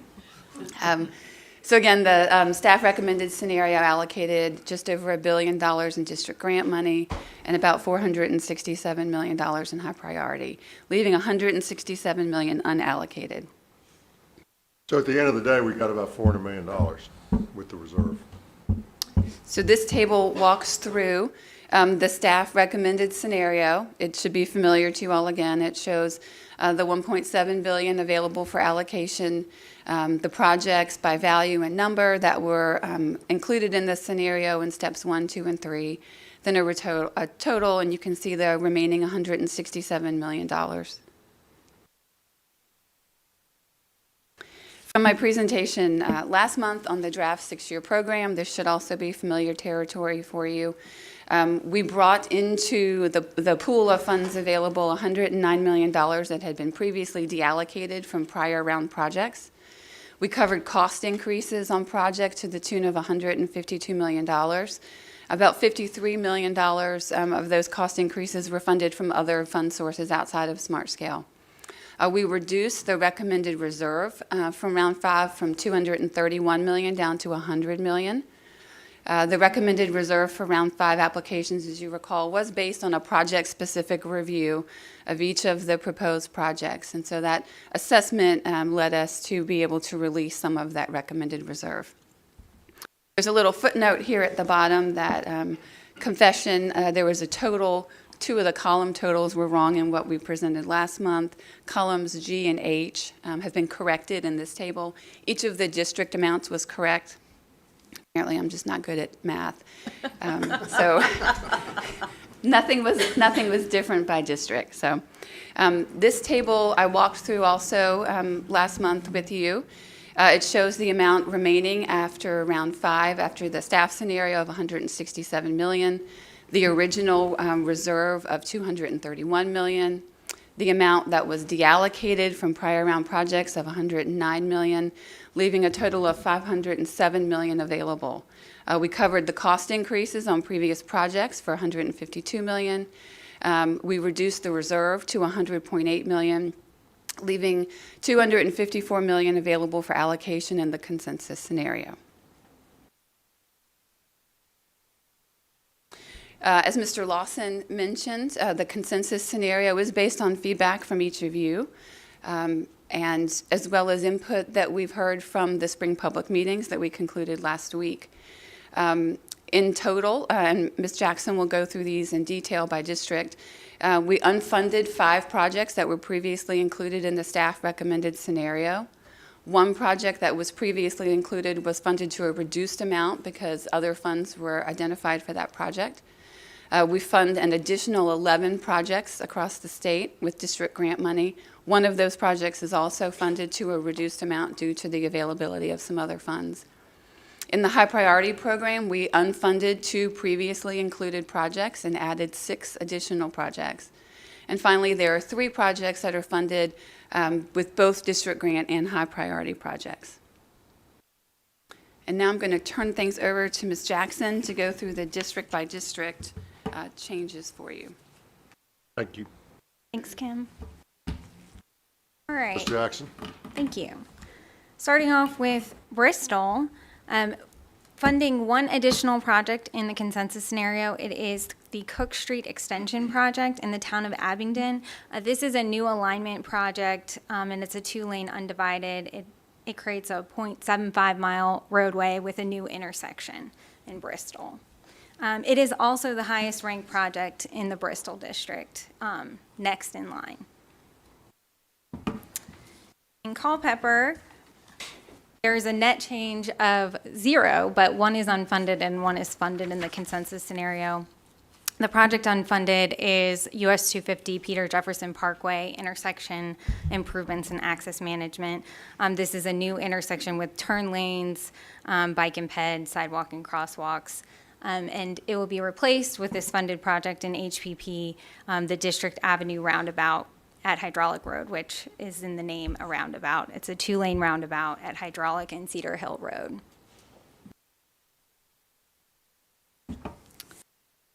Fredericksburg is a little bit lengthier. It's a tease that this is only one slide here. Hum. Sorry, I'm sorry. We're a little high maintenance in Fredericksburg. So unfunding 2 projects. The first is the Express Commuter Transit Service. This is due to the fact that there's no service going to be provided once you get to the Dahlgren base. So it was a commuter service to the Dahlgren base. So the commuters wouldn't have a place to get to their final destination in there. So logically, that project is coming out of the scenario.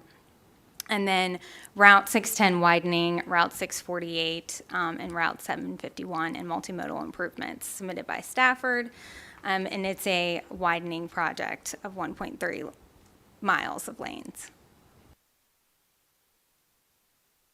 To replace these unfunded, we have in the DGP all roadway projects. The first set are 2 projects that are R-Cut projects that you see there, AP 9446 and AP 9211. Those are both R-Cut improvements that are safety focused. Actually, all 4 of these projects are 100% safety score, so they all have a high safety value project that they're replacing and bringing in. The third one is Route 33 westbound median acceleration and eastbound right turn lane at Route 14 in Buena Vista Road in King and Queen County. Lastly, Route 360 Thruway Road and roadway improvements. It's a trench widening project with rumble strips and turn lane improvements.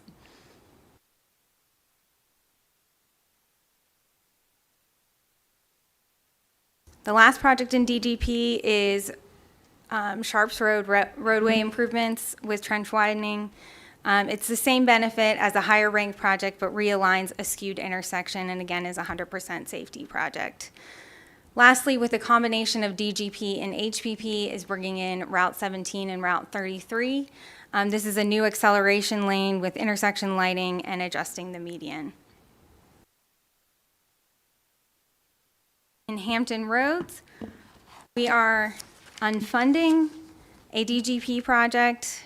This is Ocean View Avenue bicycle improvements in the city of Norfolk. It's a road diet with 2 travel lanes in each direction, going to 1 travel lane in each direction. Additionally, there were identified inflationary cost increases that are not going to be funded out of DGP. Moving on to the Lynchburg district. This is a net of 0, just a swap of projects from the DGP. The suggestion is to unfund Route 29 business at Amherst Highway. This is an access management project with raised medians and also 2 mid-block pedestrian crossings. This will be replaced with Dillard Road right turn lanes, also submitted by Amherst County. And that is due to the reduce in the queue and peak hours and improve safety by relieving the capacity issues at the intersection due to its proximity to a school and a commercial business. We're also funding Manor House Drive turn lanes submitted by Prince Edward County to a reduced amount. There was funds gained from revenue sharing between Smart Scale and the consensus scenario, between the staff recommended and the consensus scenario. So they were able to fund to only to 2.6 million from the 8.2 that was identified in the staff recommended. Then in Northern Virginia, funding 1 project out of the HPP program. This is Route 7 widening. It was the next project in the Smart Scale score, higher than one that could be fully funded, with the remainder of unallocated HPP in the staff recommended scenario. This project widens from 3 to 4 lanes in both directions and provides a shared use path on each side.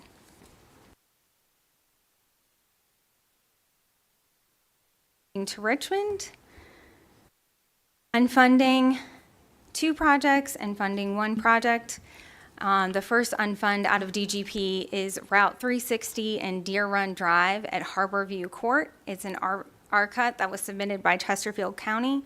This was on request of Chesterfield County to unfund that project. And then additionally, unfund from DGP Route 288 northbound hard shoulder running. This is not being removed altogether. This is going to be fully funded with non-Smart Scale resources. Then funding with a combination of DGP and HPP is the I-64 at Ashland Road, which is Route 623 interchange. This was submitted by Goochland County. It's a 2-lane diamond interchange to a 4-lane diverging diamond interchange. And this project supports a major economic development that's near the interchange.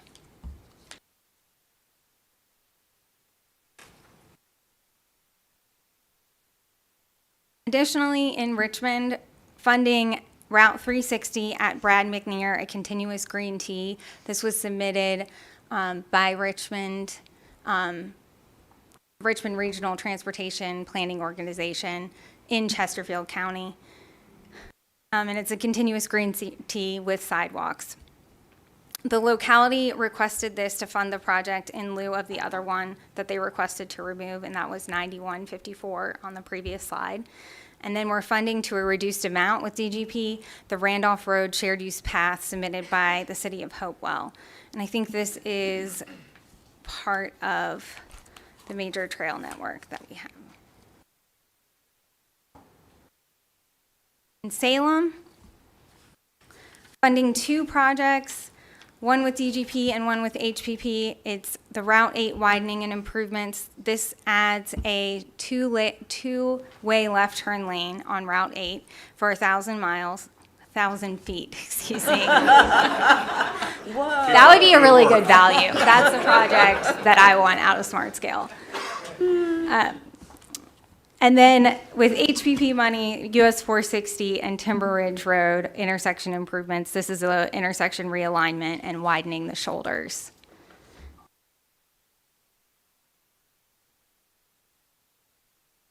Lastly, out of Stanton, we're going to fund with DGP 9303 I-64 exit 95 westbound off-ramp.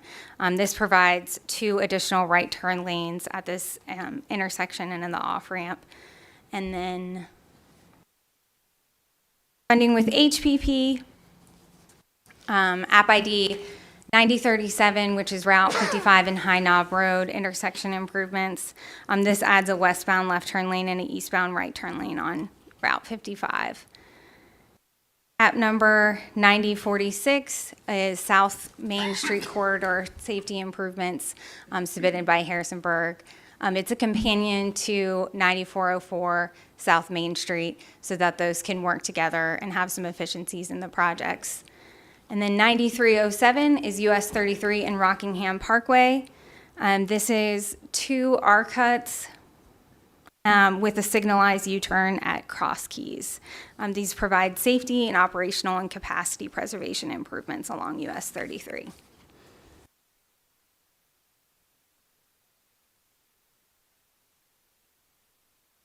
This is just an updated summary table. You can see the changes shown in red are to the projects that had been selected in the staff scenario that were dropped based on your recommendations as Ms. Jackson reviewed. You can also see the projects that were added as part of the consensus scenario on the right and how much they were by district. So we have a total of 165 projects in the final consensus scenario with allocation of about $1.6 billion. This represents an increase of 13 projects across the state and an increase of about $111 million in funding.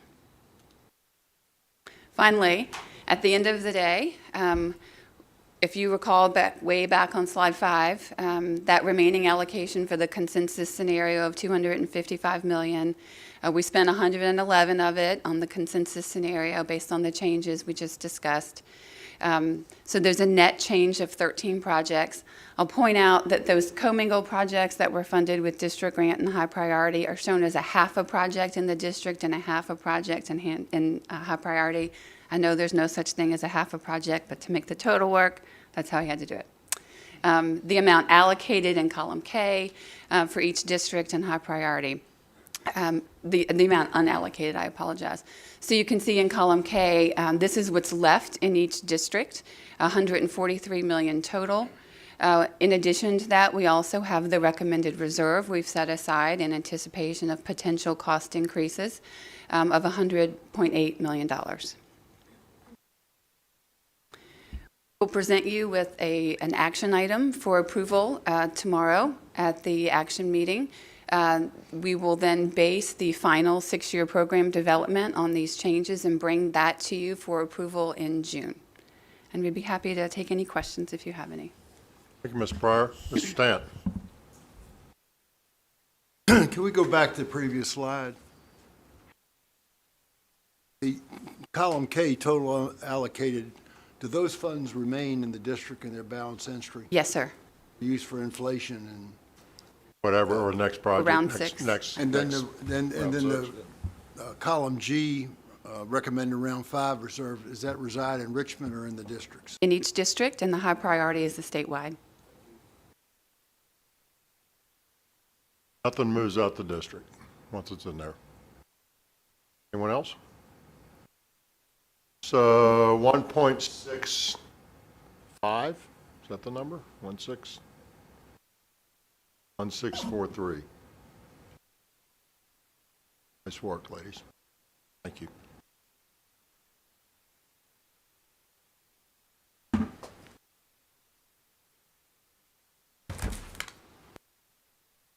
right, the next item is a smart scale program review. Ms. Jackson is gonna remain on deck. This one needs water and preparation. This is going to be a little bit of a marathon. Hang in there with me. Going to go through the Smart Scale process review update. I'm breaking this up into two main parts.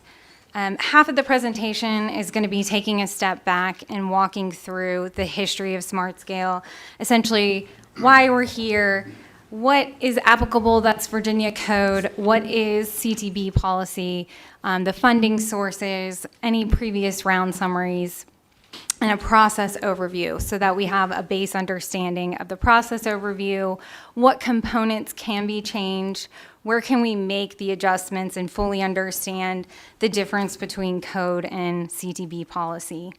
And then I'm going to transition to some of the potential issues that we have identified through the process review and what we're going to be working through, an outline of a schedule of what we're working towards before the retreat, and try to tackle one of the issues that we've identified today to get the ball rolling on discussion and comments before we go on to the retreat. We will be back to the board every month. And even before the retreat, we will have a presentation the day before covering material before the retreat. So that is something you can expect moving forward.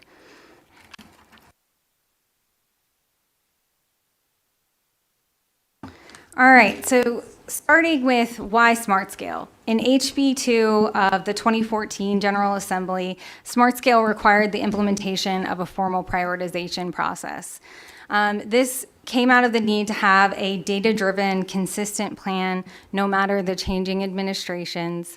In the past, projects would be on the SIP with sprinklings of money that said, we're thinking about you, but not a firm commitment to be a project. We're dating, but we're not engaged. We're dating, yes, I like that analogy.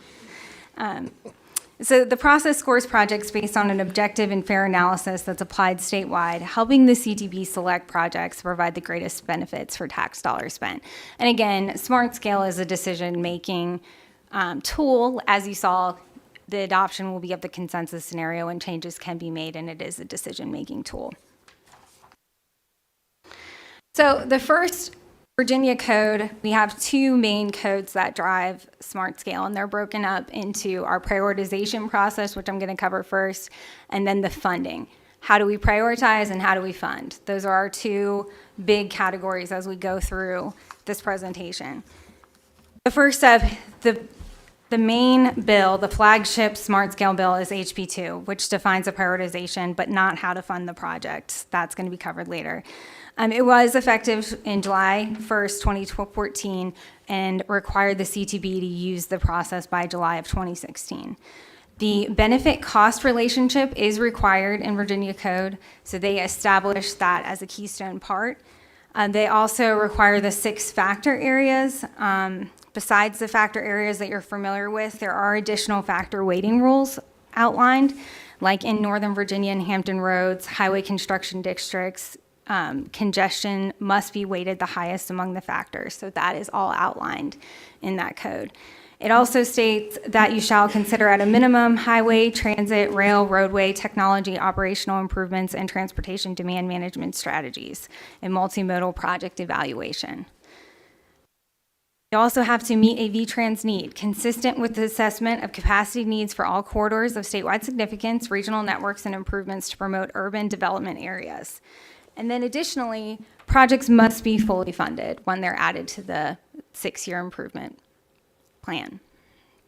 So also additionally, land use is required in populations of 100,000 defined in the sixth enactment clause. Hopping really quickly to the policy, and I'll go back to the funding as well. But there are 3 direct Smart Scale CTB policies. The first is the 6-year improvement program development policy. It defines allocations to funding programs by cycle. So it outlines the biannual even years, allocates high priority projects and highway construction district grants program. So it says how to do that. The allocations are available in the 5th and 6th year of the SIP under development. There is flexibility in that, as you have seen across the years, that it's not hard set in that, but that is the minimum requirement. It also defines the smart scale schedule, and it defines the smart scale funding scenario steps. And it also reinforces the code that projects have to be fully funded. The second is the policy for implementation of the smart scale prioritization process. This defines project eligibility on who and how many. It defines typology, factor, and measure weighting, and we're going to go into those details moving on. And then it restates most of the HB2 code. And this is the policy that's typically updated, that I come to y'all at the end of the year before the next round. So on odd years, the last time we updated was December 8th of 2021, and we will be updating this again this year, so sometime in December of 2023. This is the one that gets touched the most, but we might find that we're working on all 3 of these policies through this process review. The last is the smart scale cost overrun policy. It outlines rescoring processes. I think you're very familiar with this. Kim typically presents on projects that need to have a scope increase, a budget increase, or a cancellation, and outlines how we rescore when funded projects have significant changes, and it gives rules and bounds post-adoption into the SIP. All right. Transportation funding formula. So a little bit of history before we go into what is now governing the transportation funding formula. This is the 1986 formula was often referred to as the 40-30-30 formula, and it used a combination of funding for primary system, secondary, and cities. But before you got to the 40-30-30 formula, interstate and unpaved roads were addressed first, with the balance distributed to the rest. This new formula, HB 1887, distributes the district grant program and funds to the district in a similar manner as the previous 40-30-30 formula. So HPP is not that, but DGP aims to address a similar way that the 40-30-30 used to operate.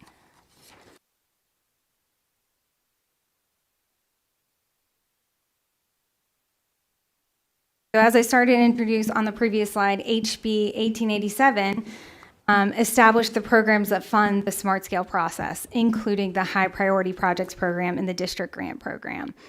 And this governed rounds 1 through 3. That's important to note. We have now transitioned to HB 1414, which has been in place since round 4 and has been used in round 5 as well.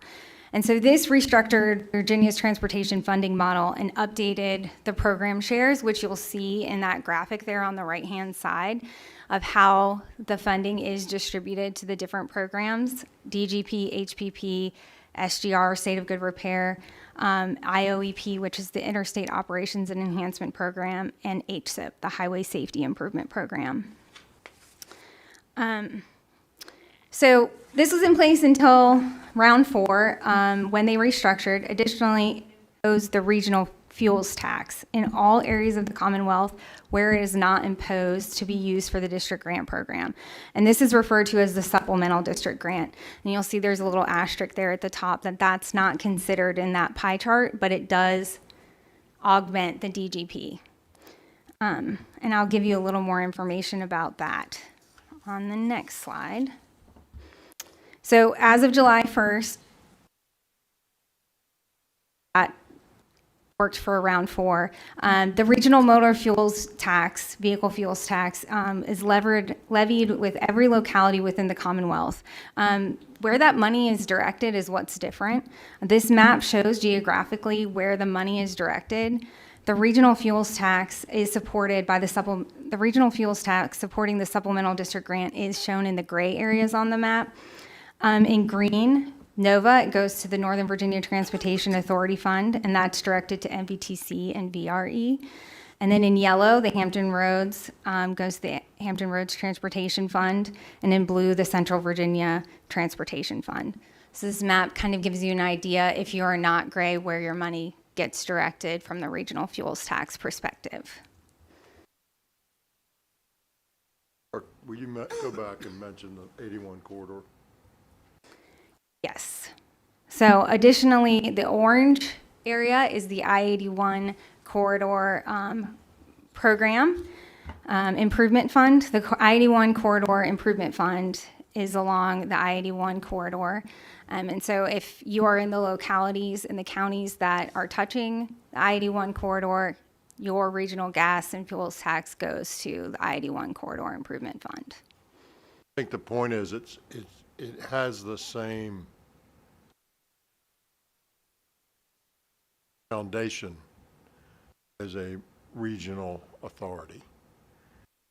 And it's different because it's elongated and it's through a couple, 3 districts, where all the other ones are inside of a district. Right? But that's functionally how it operates, just like the Northern Virginia one does, just like the Hampton Roads does, in terms of how the supplemental's impacted. So in essence, they're getting their piece to that entity up and down the corridor, like Hampton Roads gets their piece to their entity, just like Northern Virginia and Richmond. Mr. Secretary? Yes, Ms. Merrill. Yeah, this is a great map because I do think that perhaps an unintended consequence, and if you look at the map, it's illustrative how little of the Stanton district is outside of the 81 corridor, which has adverse consequences on supplemental allocations. I understand that, to your point, Mr. Secretary, that they get it through the 81, but in terms of the other highway needs, I do think they are disadvantaged by having so much of that being into the 81 corridor, 81 fuel tax. We could take the 81 away from them and do something else with it. Well, do you, not to be sarcastic, but do you really think 81 just benefits Stanton District? And I think the Interstate 81 is a major corridor for the entire Commonwealth. And No, I mean, absolutely. But it's in the district, just like 64 is in the district, and $3.8 billion of that money, $3.662 billion of that money is coming out of that district, right? I mean, they're funding that project. They're building it. We're throwing in $200 million. That's it, right? Good deal. Not a bad deal. Now, I'll say they're building it. This is all state money at the end of the day. We're just taxing it differently in different places and then giving it to those areas or those localities. So, the corridor plan is obviously intended to act sort of like these regional authorities, and yeah, absolutely. That's exactly what happens, Mark, Mr. Merrill, to your point. But it's looked upon as not just a statewide thing, but a district and a corridor thing. So I hear you. Please. Keep going, Brooke, you'll see some of the numbers Yeah, flowing to that's your point. why I was skipping ahead is to give a little more detail. This slide shows the regional fuel tax revenues that go to the authorities or I-81 shaded in that gray column, the first column from the left, versus what goes into the supplemental DGP. In addition, you can see the combined amount of supplemental DGP and formula DGP that makes up the total amount of DGP available for each district in Smart Scale. This table is an example of 1 year of data, even though Smart Scale is 2 years. So take that information and just digest it as the understanding of how much is going where, but don't overanalyze that it's not 2. Mr. Secretary. Yes, Ms. I really appreciate this. This question comes up every time we get into a smart scale funding of why isn't NOVA getting any supplemental? And it's just a great reminder that our money is, for all intents and purposes, this goes almost exclusively to Metro. Yep. There's VRE a and little Metro. bit for, PRTC that comes out of here, but for all intents and purposes, it's how the region has been funding Metro for over 40 years. And Hampton Roads, for example, when you saw their map, it's not all represented by the authority or the Accountability Commission. So there's entities outside of that commission that have supplemental that allowed to flow in, just like Stanton has a little bit as well. But that's all they're getting supplementally because they're already getting their other money and spending it. Okay, so we did process and funding, the code and CTB policy. Going to just do a brief history before I get into how the entire smart scale prioritization process works. You have seen this slide several times. I presented it at the January CTB meeting with the staff recommended scenario, so I won't go into too many details, but the numbers have been updated on the far right column for round 5 with consensus scenario data of how many projects were funded this round with the total funding allocated and the value of projects supported. And then this is more for informational purposes, the smart scale previous round summary of our continuous improvement over the past 5 rounds. This summarizes policy and procedural improvements that have been made.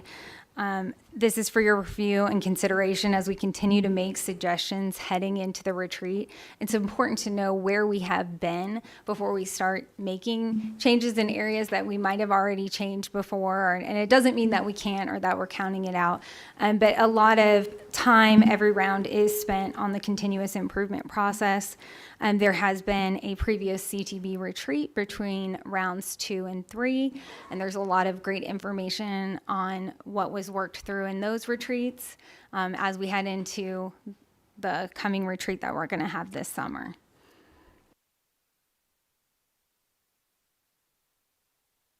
Okay, so the smart scale prioritization process, I'm going to cover how the process works from the areas identified above. We're breaking it that Virginia code and policy dictate what we do in the smart scale prioritization process. But all of that has different sub areas and categories that are part of the smart scale process. And I'm going to go in timeline order. So you see all of the boxes at the bottom that define different components of smart scale. I'm going to go in timeline order, but not the order that you see the boxes up there. You can think of all of these boxes like HPP eligibility, DGP eligibility, the consensus scenario, staff scenario, different parts of the scoring, weighting typology methods. Also, post-adoption into the SIP, delivery and project change is another part of the process. These are levers that can be pulled to change the process. They're all separate individual parts that make the greater whole of the prioritization process. Additionally, we have the procedural, which is overarching, that ensures the day-to-day administration to address the overarching policy and code. So this includes portal, the application process, eligibility, communications, and readiness. And as we go through this recommendation process, we're still pretty early in the process. It might be easy to change one component and really see how the results affect, but as we start adding different components together, it could cause changes in the aggregate that swing too far to one side. So we just have to be mindful of single changes versus changes in the aggregate that can affect in a different way. So as we go through this process, we hope to show you individual changes and how it affects, and then in the aggregate when we come to a final conclusion of some recommendations of what the aggregate might look like. And just being mindful that making a change somewhere else might affect one of the other boxes that you see up here.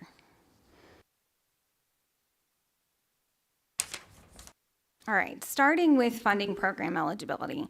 DGP and HPP funding eligibility are affected by the VTrans need met and who's submitting the project. So this table here clearly defines who is eligible for what program. So we have process and we have funding. So this dictates what program you're eligible for and what steps you'll have applied for when you're actually doing the funding scenario. The locality process is actually written in the Virginia Code, and the HPP process is tied to CTB policy. The local and regional population determines the cap limits on how many applications you can apply for, and that can be submitted each round. Cap limits were actually introduced in round 3, between round 2 and 3. It was a topic of discussion at the CTB retreat at that time. Before limits were set in round 3, we had a history of an applicant applying for 33 projects. There was limits introduced because of the workload result that comes out of so many applications. Ms. Hines was involved in that, wasn't she? I don't think it was. I think it was, actually. Oh, it was? I think it was one of my localities. Okay. I could tell. Do you have the guilty look? Oh, I wasn't guilty. No. The application process is one piece of the life cycle of the project, and I'll go over that a little bit more detail. But up here at the top, each of these arrows indicates a process or a step in the application process, but that actually indicates a touch point between the state and the applicant. There is a lot of work between the applicant and the state to ensure that the application is ready. Screeners ensure that a V-Trans need is met. The project is Smart Scale program eligible, which is different from funding eligibility. So I really do want to separate those two when we talk about project eligibility and funding eligibility. But project eligibility defines that you're not asking for a study. You want to have a capital improvement project is going to be built. It's not an asset management style project or a maintenance project. It's not a system-wide improvement. You're not asking for every traffic signal in your city to be redone or replaced. And it's not a recently funded V-Trans need. Additionally, not a transit maintenance facility, which kind of falls into the maintenance asset management area. Additionally, one of the bigger pieces, the meatier pieces of screening is readiness and validation. We ensure that a project is ready, which includes locking down the scope of the project, ensuring the scope is accurately reflected across the application. If there are more complex components of the project, that we have proper documentation and study requirements being met, and that validating that all the scoping elements are incorporated into the cost estimate. I mean, that probably takes the most time in the application process as we go through. I think we try to budget 2 to 3 months, and this always ends up being the bulk, even so, more so, or as equal to as the entire scoring process. So we are trying to be mindful of those pieces and the time that it takes.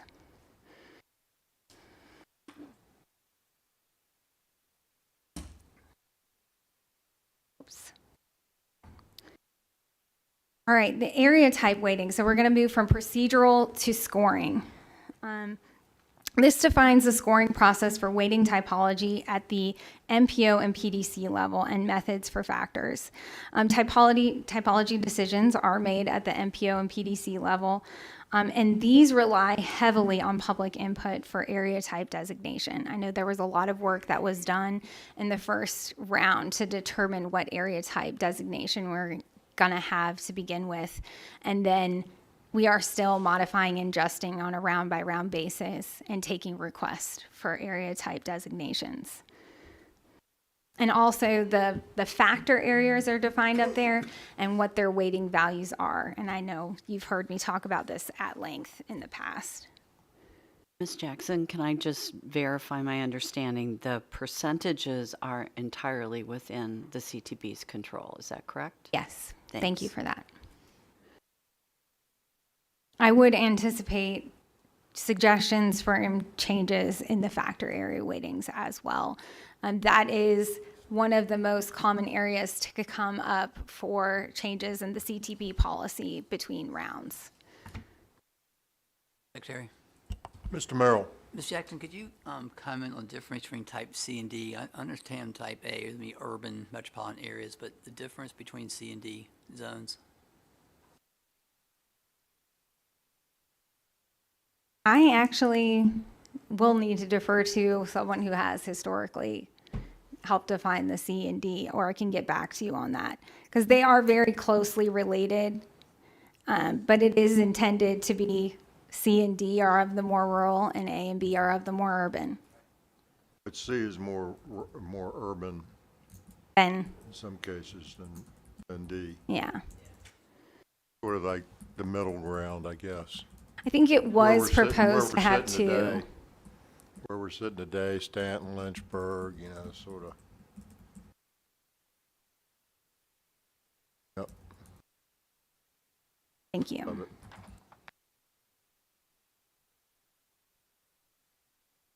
For each factor area, there are multiple measures within their own weightings. One example is shown here. The top factor area is safety, reduce the number and rate of fatalities and severe injuries is the factor goal there. It has two measures, reduce crash frequency and reduce the rate, and those have a weighting value associated with that as well. I did not want to overwhelm the slide, so there is a link to the appendix to look at a scorecard which breaks down all the measures. And I think you're pretty familiar with that, but those do have their own weightings, and those weightings can be adjusted as well. And we have adjusted those. Previously, safety used to be 50 and 50, and they have moved to 70 and 30. So methods are adopted by way of the technical guide. Some small refinements relating to new research and methods are made each round via the technical guide, and those might not come before the CTB, but any major methodology changes, like last round, adding greenhouse gas emission offsets to E1, that is brought before the board. So you will see those items come to the board for approval. And everyone's favorite, normalization. So in SMART scale, each measure is normalized, which simply means the best projects for the state for that measure dictate for all other projects. So what I have up here is an example from round 3 showing person hours of delay, and all of the values are a proportion of the highest measure value. So the real data is up there from round 3. HRBT at that time, round 3, was the highest congestion score at the state. So you see that 6,436.4 person hours of delay was reduced. That was the highest, and the next highest score was 1,262. So that was 19 of the Hampton Roads score. So it really is a proportion of that top score.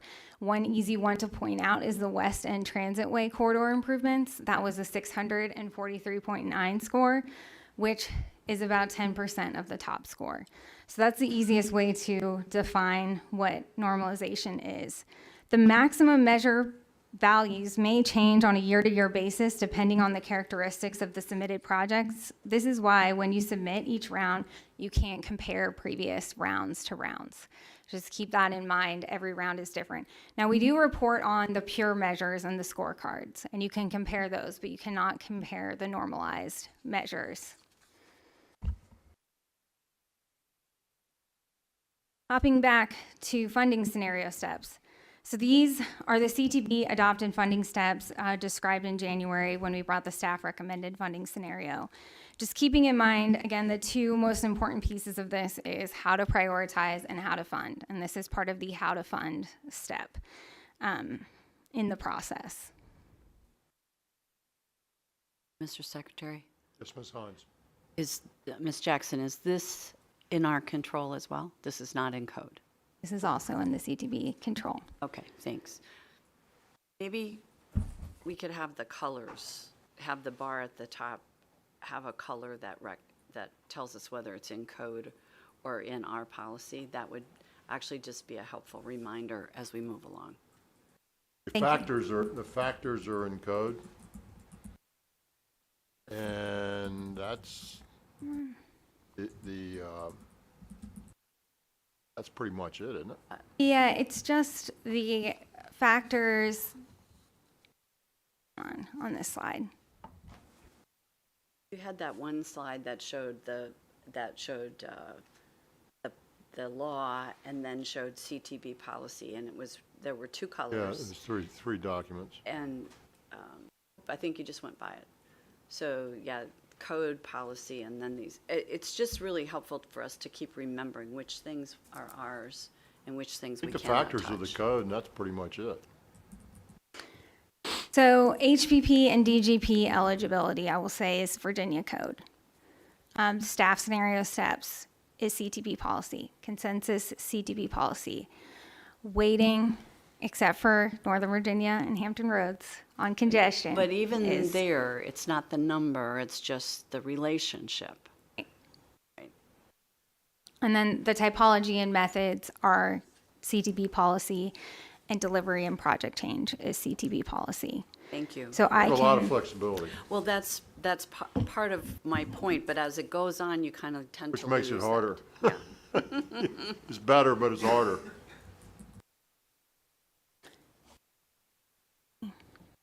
back to where it was.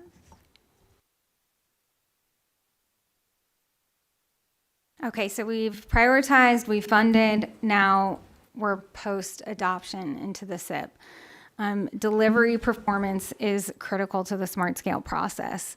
We often don't talk about delivery in the context of the smart scale overviews that we give, but what happens after selection into adoption is just as critical as like how we select the projects. The commitment is made to deliver the projects in a timely manner and within budget. Projects can either be VDOT administered or locally administered. Smart Scale has brought upon a new way of tracking in the agencies. We have dashboards, and it's critical to address projects that are not moving forward in the process before adding new projects to the program. Did you want to add anything, Mr. Commissioner? I'd say this is going to be one area that we're going to bring back to the board in the fall is our locally administered program. The chief engineer is going to give an update in the July meeting, as he usually does, on a year-end performance on delivery of the program, and continue to highlight the importance of our local partners in delivering the program, but also recognize that our local sustained project program that we're putting some policy into place that we would like to get the board's input on in the fall is to be able to make sure that as some of our localities that may be those bad actors that aren't delivering the program on time and on budget, that the board take into consideration in future rounds of smart scale before we start allocating more projects to those localities. So more to come on that, but I think first shot is at the July meeting is where the chief engineer is going to give an update on time and on budget performance, both of VDOT projects, but also of the local performance as well, to start setting the stage of where we need some additional emphasis on our local partners to do a little bit of a better job in delivery of the program in a timely manner. Thank you. So I just want to add between these two slides as we switch to the funding and delivery, you know, Kim was up here helping to present. A lot of these items do go past what OIP is doing on a day-to-day administration component of this process.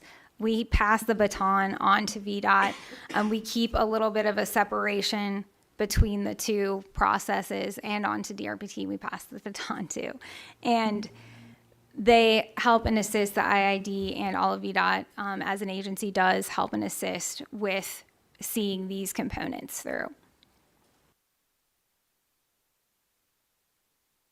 And that's how you see Kim come up for the project change process.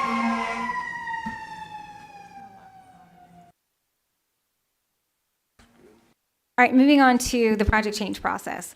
So this is in the CTP policy, the Smart Scale Overrun policy. It defines the project change process. You're pretty familiar with it at this point. Changes in scope, budget, or cancellation that are over certain thresholds absolutely do have to come before the CTB. And we could see changes that happen here. We have not made changes to this policy since it has been introduced. So that's something that we might be discussing as we move forward. So that concludes the Smart Scale process overview. I'm going to transition into the second part of the presentation about going through the potential issues identified. So this right here is a list of potential issues that have been identified either through our surveys, our workshops. HO came in last month to go through their survey. We've been working on digesting our survey, and we've seen enough themes at this point to come up with a list to guide us through this process so that we have a plan. This list is flexible. It's a draft to keep us on a path to have a productive retreat and make sure that we're working towards goals, knowing that we might remove or add things to this list. But for now, we have a starting point. we're gonna, as we continue to go through this process, we're making the survey data whole with data from previous rounds of Smart Scale. ATCS will likely present on what they're seeing in the data, and our staff, DRPT, VDOT, will produce options of how to address things they're seeing in the data. And just remember that as we're pulling those levers that I identified, you might see levers change what we want to work on as we're going through this issue. The way that we're approaching this is to look at all of those grouping areas, you know, delivery, steps, DGP. We're going to work on that to address an identified issue. There could be multiple categories that address an issue that we have here. So I'll run down the list really quick just so we can say them and have them out. There is a schedule identified, but again, we might not hit it on that exact date depending on how far along we get in that particular issue. But the first identified issue is application quality. Staff resources are stretched to dedicate to applicant support and application quality, and we're going to dive into that one in this presentation. The next is process biases. That is something that ATCS has been working on and spending a lot of time on. They will cover that over 2 months in June and July. Where applicants may submit projects that they think will be successful, not necessarily what the highest priority. So that is the theme that goes behind process biases. Additionally, forward-looking process. This is the processes should be more forward-looking to account for future traffic and future economic development. These are themes we've been hearing. Again, things in the survey that need to be data sounded before we move forward with a suggestion for an improvement.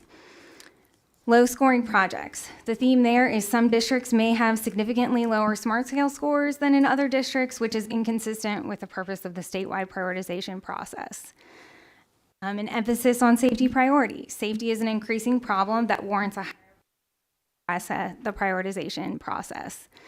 One factor majority. This particularly hits on land use factor, which has a significant of projects funded on only that category. Disconnect between the VTrans need and the benefit that you get in Smart Scale. So this is the perception that projects are not demonstrating a benefit in the factor area related to the VTrans need for which they were screened in. So if you meet a VTrans safety need, should you be getting a Smart Scale safety score in your benefit scorecard? That is the concept between the need and benefit relationship. Jackson, I wouldn't use the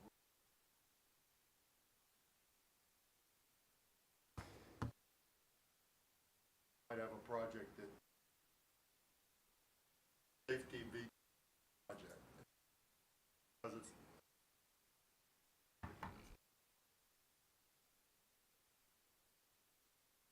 word it's safety. Yep.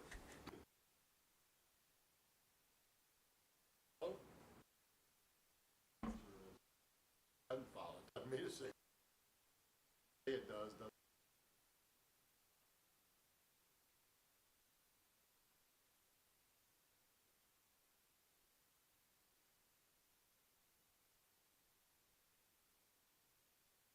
And this would be the first time we would look at eligibility after the project is scored. So keep that in mind, that that would be a completely new way of looking at the Smart Scale process.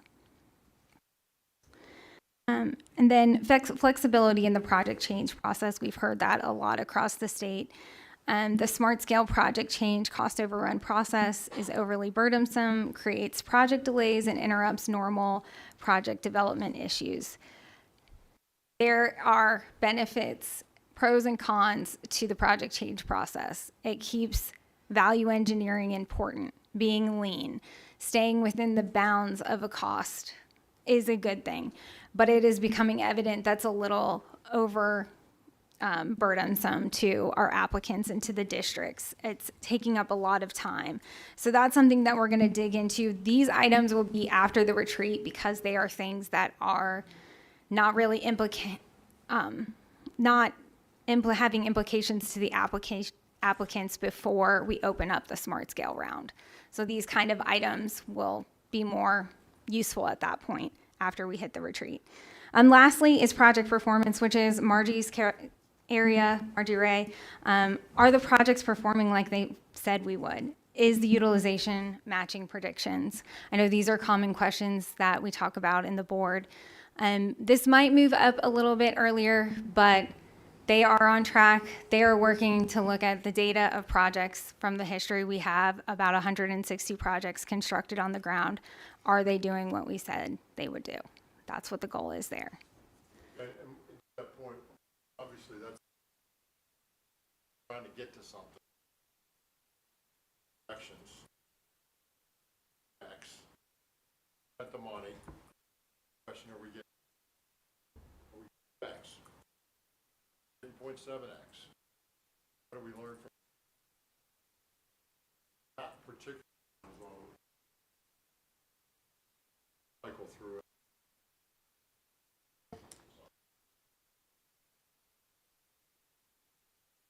I think you're gonna have X and you plan for it. You're not.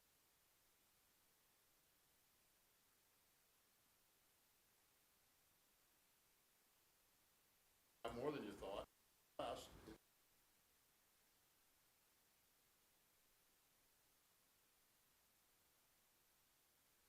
This is the schedule written out. I know it was mentioned on the previous slide, but I do want to touch on the retreat really quick.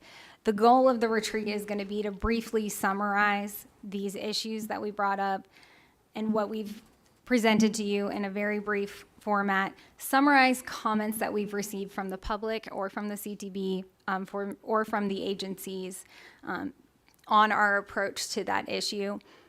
Data check any concerns that we receive in these comments and present that to you at the retreat, and then discuss preliminary recommendations for all of those issues that are listed out so that we have a really targeted plan when we come together for the retreat. Okay, so I'm going to transition to the topic of application quality. The application is just a piece of the greater project identification process. You'll see here, it's a long life cycle to become a project. You have to have a need identified. There is typically a study and a project recommendation that happens through the planning departments, either through OIB or through VDOT and TMPD, studies that you work together and partner on. Those can take anywhere from 6 months to 2 years to do a full study. So that is part of the larger, greater project identification process. And concept development comes out of these studies as well. You might have multiple options to address problems in your studies. And then you get to the project application period, which is the blue arrow. And that pops into what we had in the previous slide, all of those touch point arrows. And then project selection and the smart scale process happens, or another program project selection happens, because things do not have to get funded through smart scale. They can get funded through HSIP, SJR, SGR, all of those programs. And then the project is programmed in the SIP. The planning to programming process has a lot of handholding and partnership between the state and applicant. There is a partnership throughout this whole process, and that takes time, and it's a big undertaking between the applicant and the state. So, with the application quality issue, the staff resources are stretched to dedicate to application support and applicant support and the quality of the applications. As the commissioner has been pointing out at the spring hearings, we're operating under a 50% bigger SIP program with the same staff supporting these applications and these projects. Over 50% of the submitted applications in round 5 were not ready for scoring at full app submission. So on August 1st, we saw that half of these applications, and we pride ourselves on getting these applications ready to score, because we want to see these projects be developed and to get through the scoring process. I came to you in December and we only screened out, I think, 11 projects. I have to check that number, but we only screened out 11, and 50% is over 200 projects that we said weren't ready in August. So the amount of effort that goes between August and December to get these applications ready takes away time from working on delivering existing projects, from working on scoring of applications, to working on the quality of the application to make sure that project changes are minimized after adoption. So this is a huge piece of the time, and we need to recognize that the applications aren't as ready as we think they are, and we haven't been as transparent about that because we want them to be ready. In round 5 data, Mr. we Secretary. received. To complement what Brooke has just said about the scoring and the process that's used, let's be mindful that the portal opens early in March for the pre-applications, go through the process. We have a number of months to go through this. What that says is that between March and April, August 1, we still have 50%, 200 projects that aren't deemed ready. So we go from August to December, and we have those individuals that are supposed to be dedicated to reviewing the projects, scoring them, and getting them ready. What that does, these same individuals are responsible for delivery of our program, the actual engineering work. So it's not only our staff, but it's our consultant resources that we're taking away to be able to deliver our program when they're still working on the application phases. So it's it's somewhat of a double whammy that we're trying to get projects ready for the 6-year improvement program in Smart Scale, but it's also those same resources that we have dedicated in the districts that are responsible for the design work, the true engineering work on the delivery function of our program. And this is starting to take away and erode our ability to meet our on time and on budget. And as I said at the 6-year improvement plan hearings in this past spring, we've added 1,500 projects to the program in 7 fiscal years. And we're still working with the same amount of staff and the same amount of resources, and we're at 1.6 billion this round. So I just want to highlight the fact that what Brooke is saying, this is a lot of work on staff, our consultant resources, to be able to deliver just the applications. This isn't necessarily doing the work itself. And I think Brooke will go a little bit more into this, that she's going to get into it, but we had 413 received, and we've recommended in the staff scenario 152. Yes, we are taking 14 more projects, I believe, is what Kim and Brooke had indicated. But that's a sizable amount of projects that will never see the light of day. So I'll leave you with that as we continue this discussion. Let me jump in there.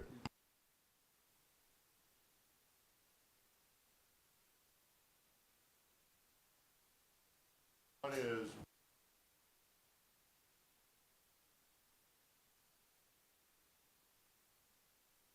and we're just, so, on it, we're getting too many and too many aren't ready. So that, that takes a lot.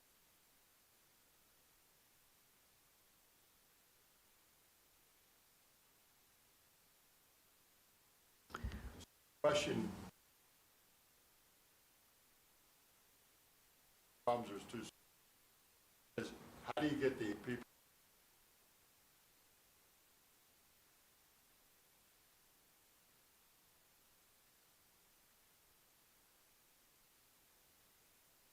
And how do you have less applications by you?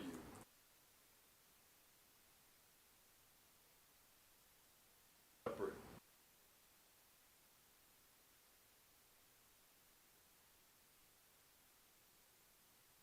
Work on the quality side. That's more about it. But a lot of folks just put in as many as they can put in, right? Yeah. That's not good. We want good applications. And we don't want lots of them chasing.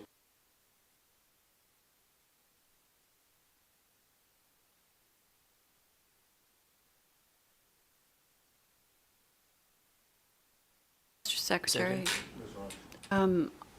it would be really helpful to me to understand better what the buckets are of unreadiness.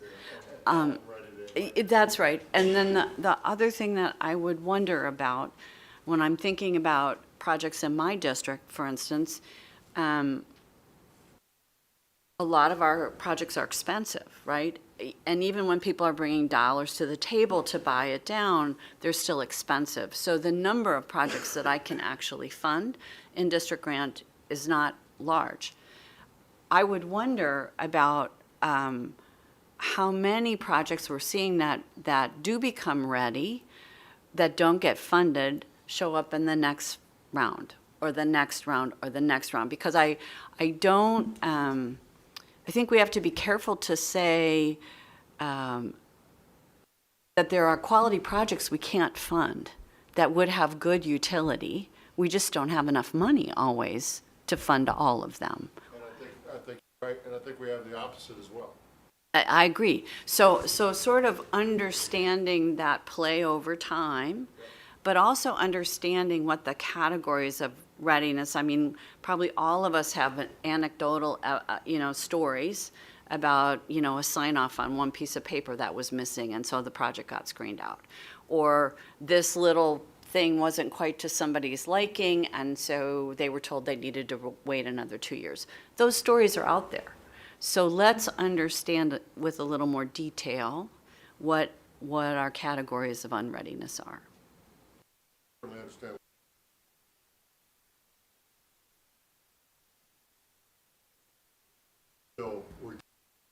I'm not disagreeing with the premise, but I think for our applicant community, for the public to understand, we need to explain this a little bit more than just saying it's a staff resources are stretched. Let's talk about what it really is. I mean, I don't care if it's them or us. We're getting a lot of applicants take their time. Yeah. And our time. Right. And our funding rate is,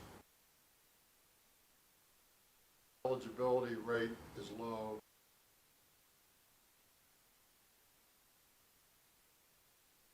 We do. We're wasting it. We don't want them to waste their Right. time, and we don't want to waste our time. If you could, the magic way to say, this project is likely to be X, this one isn't. And you run it through that, I'd run it through that every time, right? That's what the district that put the 33 projects in was trying to do. But that way you could just, say no, yes. Their time or ours. Right. Secretary? First, I'll thank the commissioner and your team for processing this many projects. And I'm sure it's very frustrating to have to go through all this work to know that many of them are not going to make it. Not to get into the weeds too much, but is there not a way that even before we open up Smart Scale, you can lay an expectation for jurisdictions to prioritize their transportation needs? Because my impression is that some of these just roll the dice, and they're thinking, I'm going to score, I'm going to submit a bunch of projects, hope they score. And to Ms. Hines' point, if it's a true high priority of transportation need, it doesn't get funded in round 3, it should show up again in round 4 and round 5 if it truly is important to that particular jurisdiction, as opposed to, okay, we're going to shift and go somewhere else.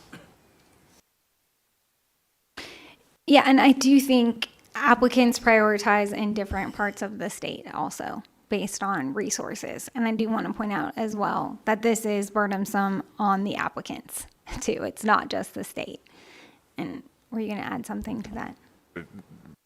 Mr. Merrill, what Brooke just said was that applicants do have to prioritize their submissions of applications as they come in. So they have identified in the application process their top priority project that they're submitting, albeit it would be a number of them, but as we'll see.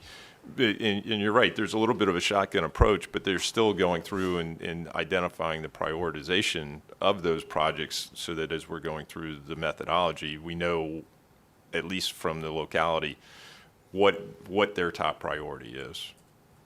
This is the first time I've been through the complete cycle. And anecdotally, when I pressed a jurisdiction, I said, so tell me which is your priority. They hem and hawed.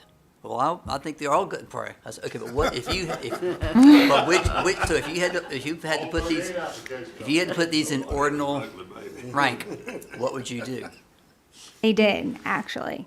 So this round, we asked the applicants to, on the last page of their submission, to rank the projects. And we actually used that data in this analysis that I'm going to go over.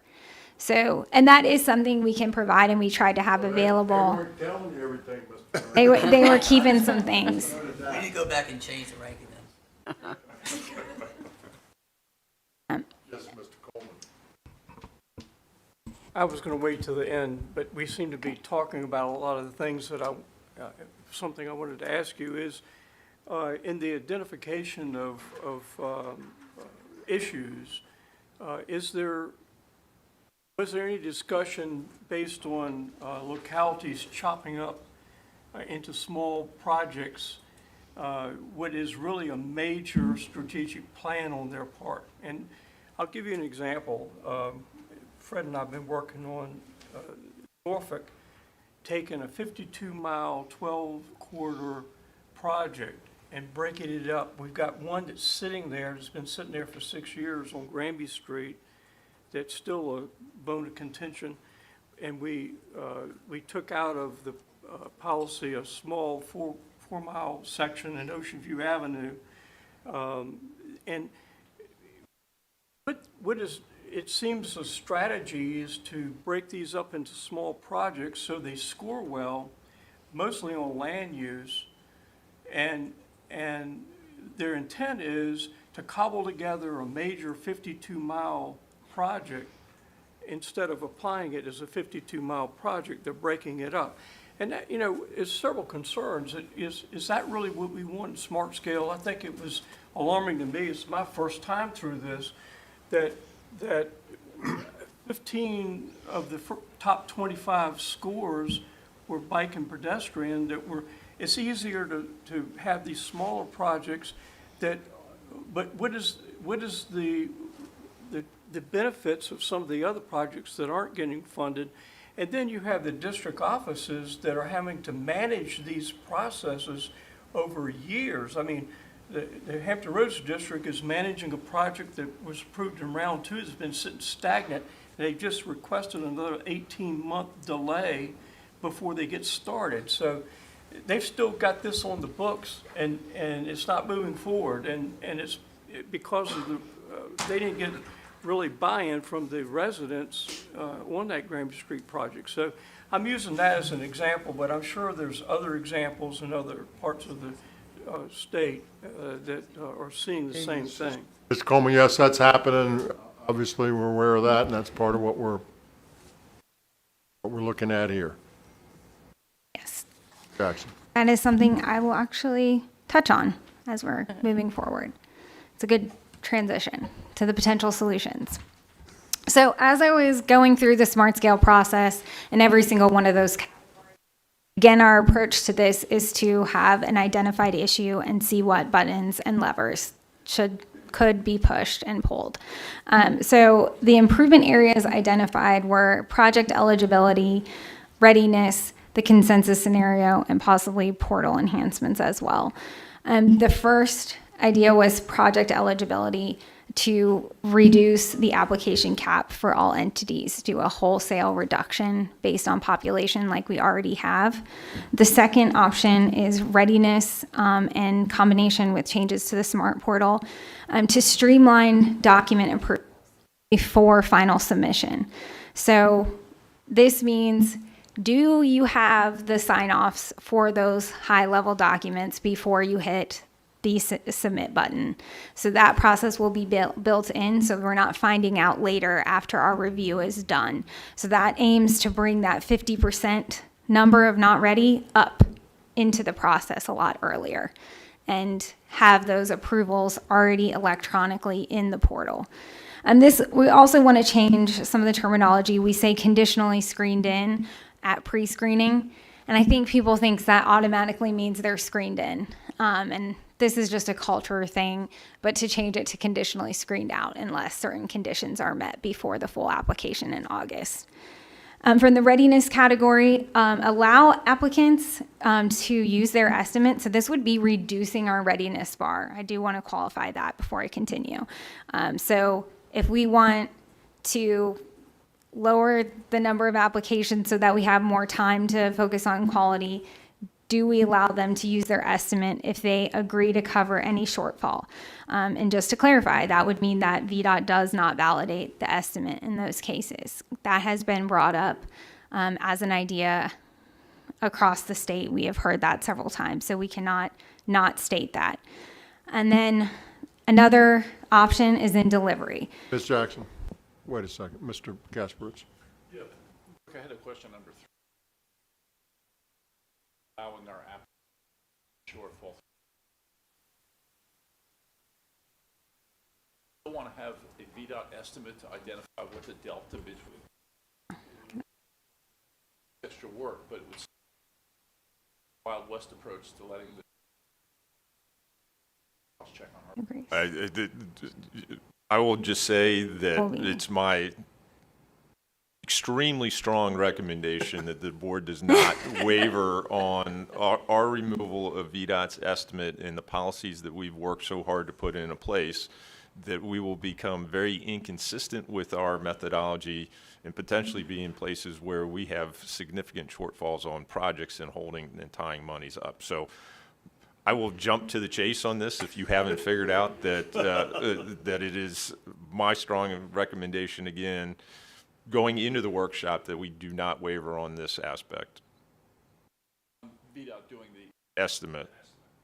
Our estimate. Validating the estimate. And our validation of the estimate, yes. What would happen, Mr. Commissioner, if localities did that, they stepped up and said, we'll cover it, and if they don't do that in the regular course, you just take it away? Mr. happen? Mr. Secretary, I think, one, I'm not advocating, I'm asking what would happen. I think that we would have a disconnect and lack of consistency in our approach to cost estimating, but secondarily, that when we do see some of these projects go into the smart scale and begin to get scoped, delivered, and lead to the construction phase, we see the cost increases. Those monies, let's just say it's a $10 million project that doubles in cost. That money could be sitting there 3, 4, 5 years, and that's a lost opportunity for another project that could move forward within that funding. But you're changing the scenario. The scenario I used is they agreed and backed, and they funded it in regular due course. And if they didn't, the project went away. What would happen then? I could chime in really quick. I want the commissioner to ask the question. What would happen in due course is the project goes away. Localities would game the system. I would lowball the estimate, say that I'm willing to put it into place, and then ask for additional funds. Or I'm sitting on, or the Commonwealth is. Can't ask for additional funds. The Commonwealth is sitting on funds that aren't. You back the estimate, past that amount of money. You can't ask for additional funds. You're either required to move ahead timely or you lose the project. What would happen? Two parts to this. One, that money would be sitting and not be used for the benefit of the citizens of the Commonwealth in a timely manner. And secondarily, You're just changing the game. You just changed the facts. okay, then the second part of this is that we would have a lot of expenditures. I think ultimately, it would probably work out, ultimately, if you held the line, but it would be painful to go through the process. Mr. Secretary. That's what I think. And I'm not advocating for it. I don't like the note that says this creates an unfair advantage in the scoring process. It's just an advantage. I'm not sure what makes it fair or unfair. If somebody's got some more money and they want to throw it in the game, that's the way it works today. You buy down your project with your own money, you score better than somebody with exactly the same project that doesn't. There's an advantage. Mr. Secretary. Yeah. If I may, on the DRPT side. There you are. I'm over here. On the DRPT side, we have for years had language in our contracts that limited our participation if a cost estimate increased. And so we've done this, and I can tell you that we did not independently validate capital project estimates until recently. And our process is much better for doing that. And so I do agree with the commissioner that I think that that independent validation and holding them to something that, whether it's VDOT or DRPT, is validated and we know that the project can be delivered for that cost is important and something that I think the board should continue to do. We've tripped over those in round one and round two and round three, and, you know, we didn't have good estimates, and we're learning, and, you know, I've heard that over and over and over again. And I hear you, and I think that's probably what we should do, is just continue to do that. If you ran I also would just say, I think if you ran the other system and you ran it tight, they would suffer enough pain that they would get in line. But it would be painful in the interim. Mr. Secretary, just want to make sure I fully understand the commissioner's points. So it seems there's general agreement that having VDOT do the estimates is a necessary part of this process. Validate the estimate. Yeah, validate the estimate, I'm sorry. But I guess the ability for the applicant to cover their costs through some appropriate resolution, if they have a consistent track record on delivering projects, is that acceptable in your view? Because it's a two-part question. One is, should we validate? And that seems to be generally agreed on. But should the applicants have the option, if they've met prior performance criteria in delivering projects, to guarantee that overage if there's a differential in the estimates? You have not seen us stand up in front of this board and ask for more money on a transit smart scale project, because that is what has happened. So you've done it that way? We have done it that way. Okay. Mr. Secretary, it's in response to Mr. Casperwood's question, the shortfall as we go through the validation process, one of which was in Northern Virginia, we went through and validated how the right-of-way would be funded through that process, and whether it's through a proffer or some other means. And that's through the validation process, but they are responsible for making up the shortfall and the delta at the time that we go through the scoring process. So let me hear this straight, because and we can do this later too, but so we'd be concerned about them coming in and say, listen, trust my estimate because I'll cover the shortfall. That's scenario one. And we say, we don't like that. So let's get them to come in and say, here's my estimate. VDOT says, we don't agree with your estimate. We think it's 30% higher. They say, don't worry about it. If it's 30% higher, we'll cover it. What's the difference? Not every locality can provide that 30%. What's the difference between scenario A and scenario B? It's the backing's the backing. It doesn't matter whether they brought it in the middle or they brought it in the beginning or they brought it at the end. You're in the same place.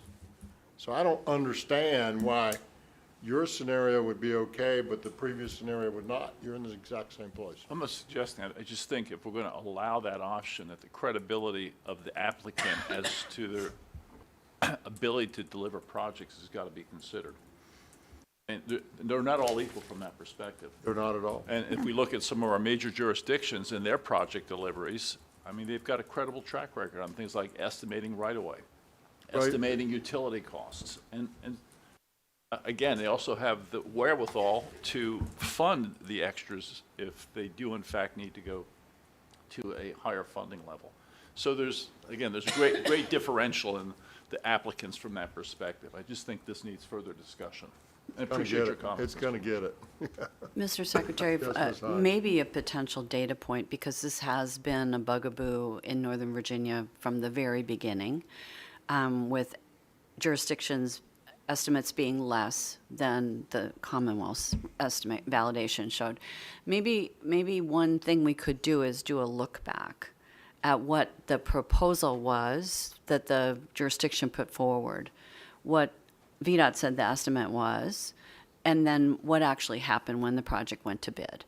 Because I just feel like there's some empirical evidence that might help us understand and might also help us decide if this is something we should be taking up. We've heard it continuously since round one. I think it's going to be difficult for us to introduce into our system something that says, I'll do this in Fairfax but I won't do it in Alexandria. Or I'll do it in here, but I won't do it there. I think that's going to be really difficult to put in. I hear you. And so, you know, I think you got two routes. One is you make sure it's done right yourself. That's the commissioner's route, and that's where we've gone over the last few years after we learned we had a lot of bad estimates that we didn't validate. So now we're saying we're validating everything, right? We could either go their route, or we can go the insurance route, where they insure us against their bad work, right? And that's the route the commissioner's nervous about. I share his And nervousness. then if we go the insurance route, we say, well, we trust your insurance, Ms. Hines, but Mr. Laird's insurance, nah, you're out. And that's the problem. That's where we get, Right. Your credit rating. But part of what I think could come from just doing the look back is for people to actually see. and we're doing some of that in the locally administered project area, right? We're looking at how they perform, and we're talking to them about the performance. Right. So I would just, to me, part of our opportunity in this review is to try to deal with some of this anecdotal and say, here's why it doesn't work when we think about it as a statewide or a Commonwealth-wide system. So to me, it's worth spending the time so that we have a better answer than, no, because we're saying no, right? That's all. We've got, as Brooke said, and as we've been talking, seeing the schedule, we got a lot of work to do. And the problem is, of course, we're never going to get it right. It's not going to be perfect, right? And we're going to want to try to get it to be perfect, and we'll just never get there. And we'll be disappointed in some things, but we're going to make it better than it is today, and make it the best we can figure out how to make it as a group. And that's what we're going to do, and we're going to do it by the end of the year. So we got a lot of work to do. Thank you, Ms. Jackson. Am I good to? All right. You're standing between us and lunch, too. Just letting you know that. I'll smooth it out.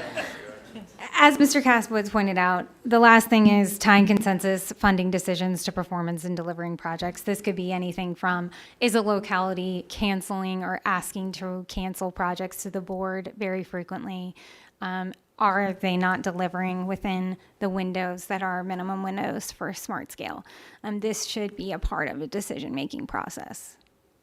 So, Mr. Secretary, I'd say that this, to reiterate my comments before, this is probably a very... Strong recommendation? No, not on the estimating, but on the performance and the delivery of the program and our local sustained performance program that we're standing up right now and working with localities. We do think that as we go through this and giving you the tools to be able to identify who has good track record in the delivery of the program, this is going to help make sure that we don't have an 18-month or 36-month delay in those projects, but you'll at least be able to take a look at the number of projects the locality has, their track record on delivering the program, but also on their performance of project management in general, about billing us on a timely basis and the things that make good project management overall and fiscal management as well. So to me, this is between 3 and 4,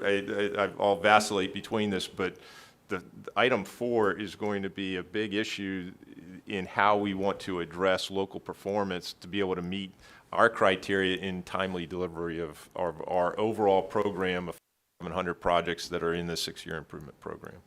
So just be thinking about, this is one area, the top block that we looked at on the long page. This is the first area I want y'all to be thinking about. How do we not constrain good demand? We capture the good demand in the application process. Good demand meaning qualified projects that have a likelihood of being successful, that meet a V-Trans need, How do we do that? Right. So digging into one, we're not going to go into super detail on the other three, but we are going to focus a little bit on the reduction in cap limit options that were looked at to bring forward to the board. The existing is recopied there for your reference, that our maximum full applications are 4 and 10 right now, depending on the size of your locality or the MPO, PDC, and transit agency. 2 options, we looked at the data and how it would have impacted if these rules were in place in round 5. So the first option was looking at reducing those numbers from 4 and 10 to 3 and 6, and then reducing from 4 and 10 to 2 and 5, so cutting in half. And Mr. Secretary, on that one, is there any chance of maybe adding in a third category where we have the 200,000 and then greater, more or less, but there's kind of those in the middle. And so there are some localities, like Spotsylvania County is the one who brought it up, that is somewhere in the middle there. And so could we consider adding a third category for those middle? anything is We can possible. consider anything we want. Well, I put it out there. I think I checked, I did the check mark here. I was asked to bring it up and get kind of what folks think about that, but we do have this category of localities that are fast growing, that are going to quickly meet that more than 200,000, probably in the next few years. And they just want an opportunity to provide more. And in the case of Spotsy, they have been providing pretty good applications. At least that's what the engineers tell me, so. Let's move That's through something we this. can bring. We can bring that at the retreat, Okay. an option. So looking at how round 5 data at the staff recommended scenario, Let me say one thing. One of the challenges is going to be for us to, as a group, focus on the things, to try to narrow our focus on some things, because we could do anything, right, to your point. We could go 200, we could go 300, we could go 500, we could go 1,000,000. We could change this weight, we could add that fact, we could do a gazillion different things. And what we don't want to do is get too far down that rabbit hole, or we'll never get finished. And so, as we think about this, just try to think about, we need to finish, or it's a zero-sum game here. If we don't finish, then we don't have anything, right? And so, we need to finish. And let's try to avoid the perfect being the enemy of the good, right? And that's because we have so many opportunities for that here. I just suggest we keep that in mind. so reducing application cap limits to 2 and 5 using the round 5 data, this resulted in an overall reduction of applications from 394 to 259, 140 give or take reduction. The overall success rate rose from 39% to 53%, which is critical. Time spent on applications getting funded. We did break out for principal improvement type there and area type. I know there would be a lot of interest in district. Also, we have that data. If there is interest in digging into that, we do have that. But the other important piece of information is the average total cost of funded projects rose. So it makes the base a little bit bigger. It goes from 15.1 million to 16.9.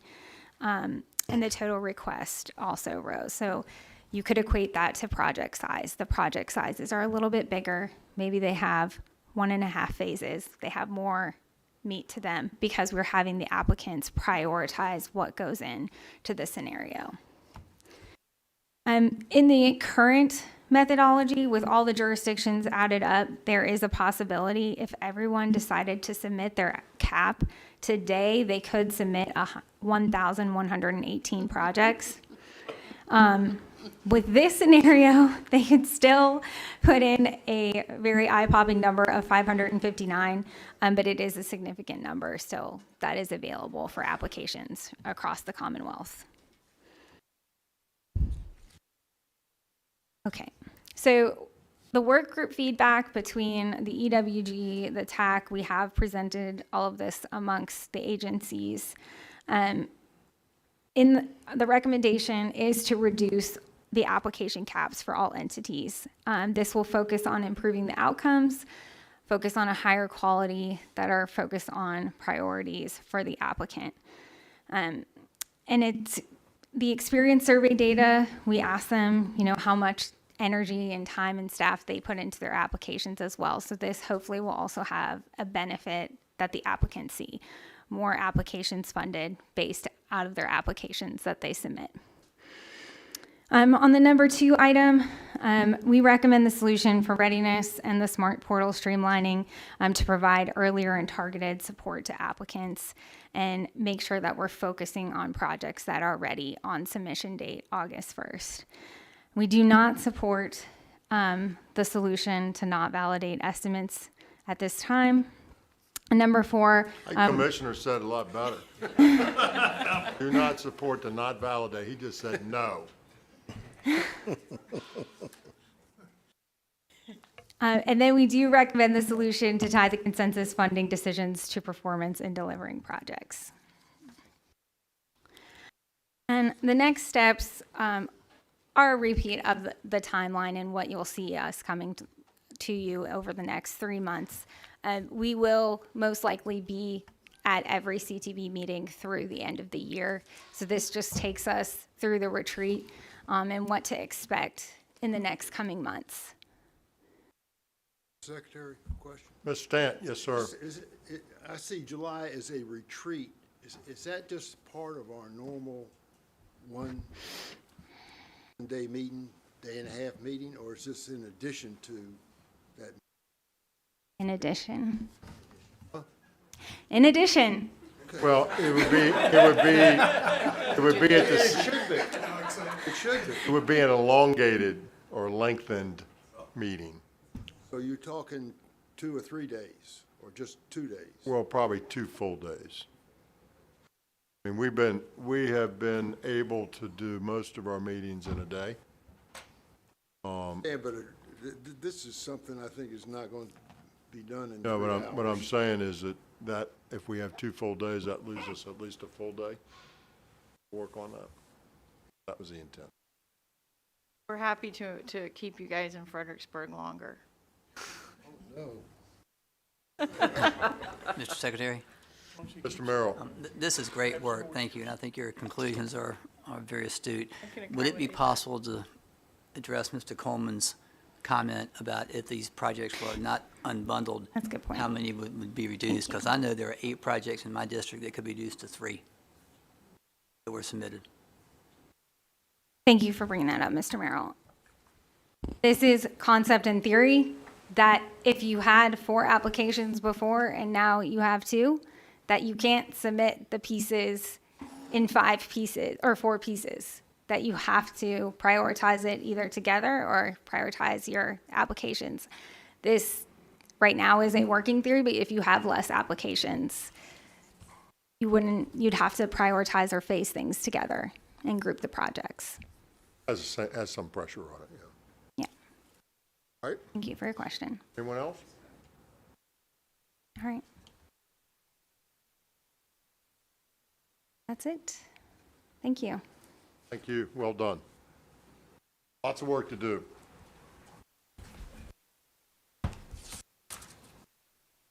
Thank you, Tender. V-Trans, Jatender.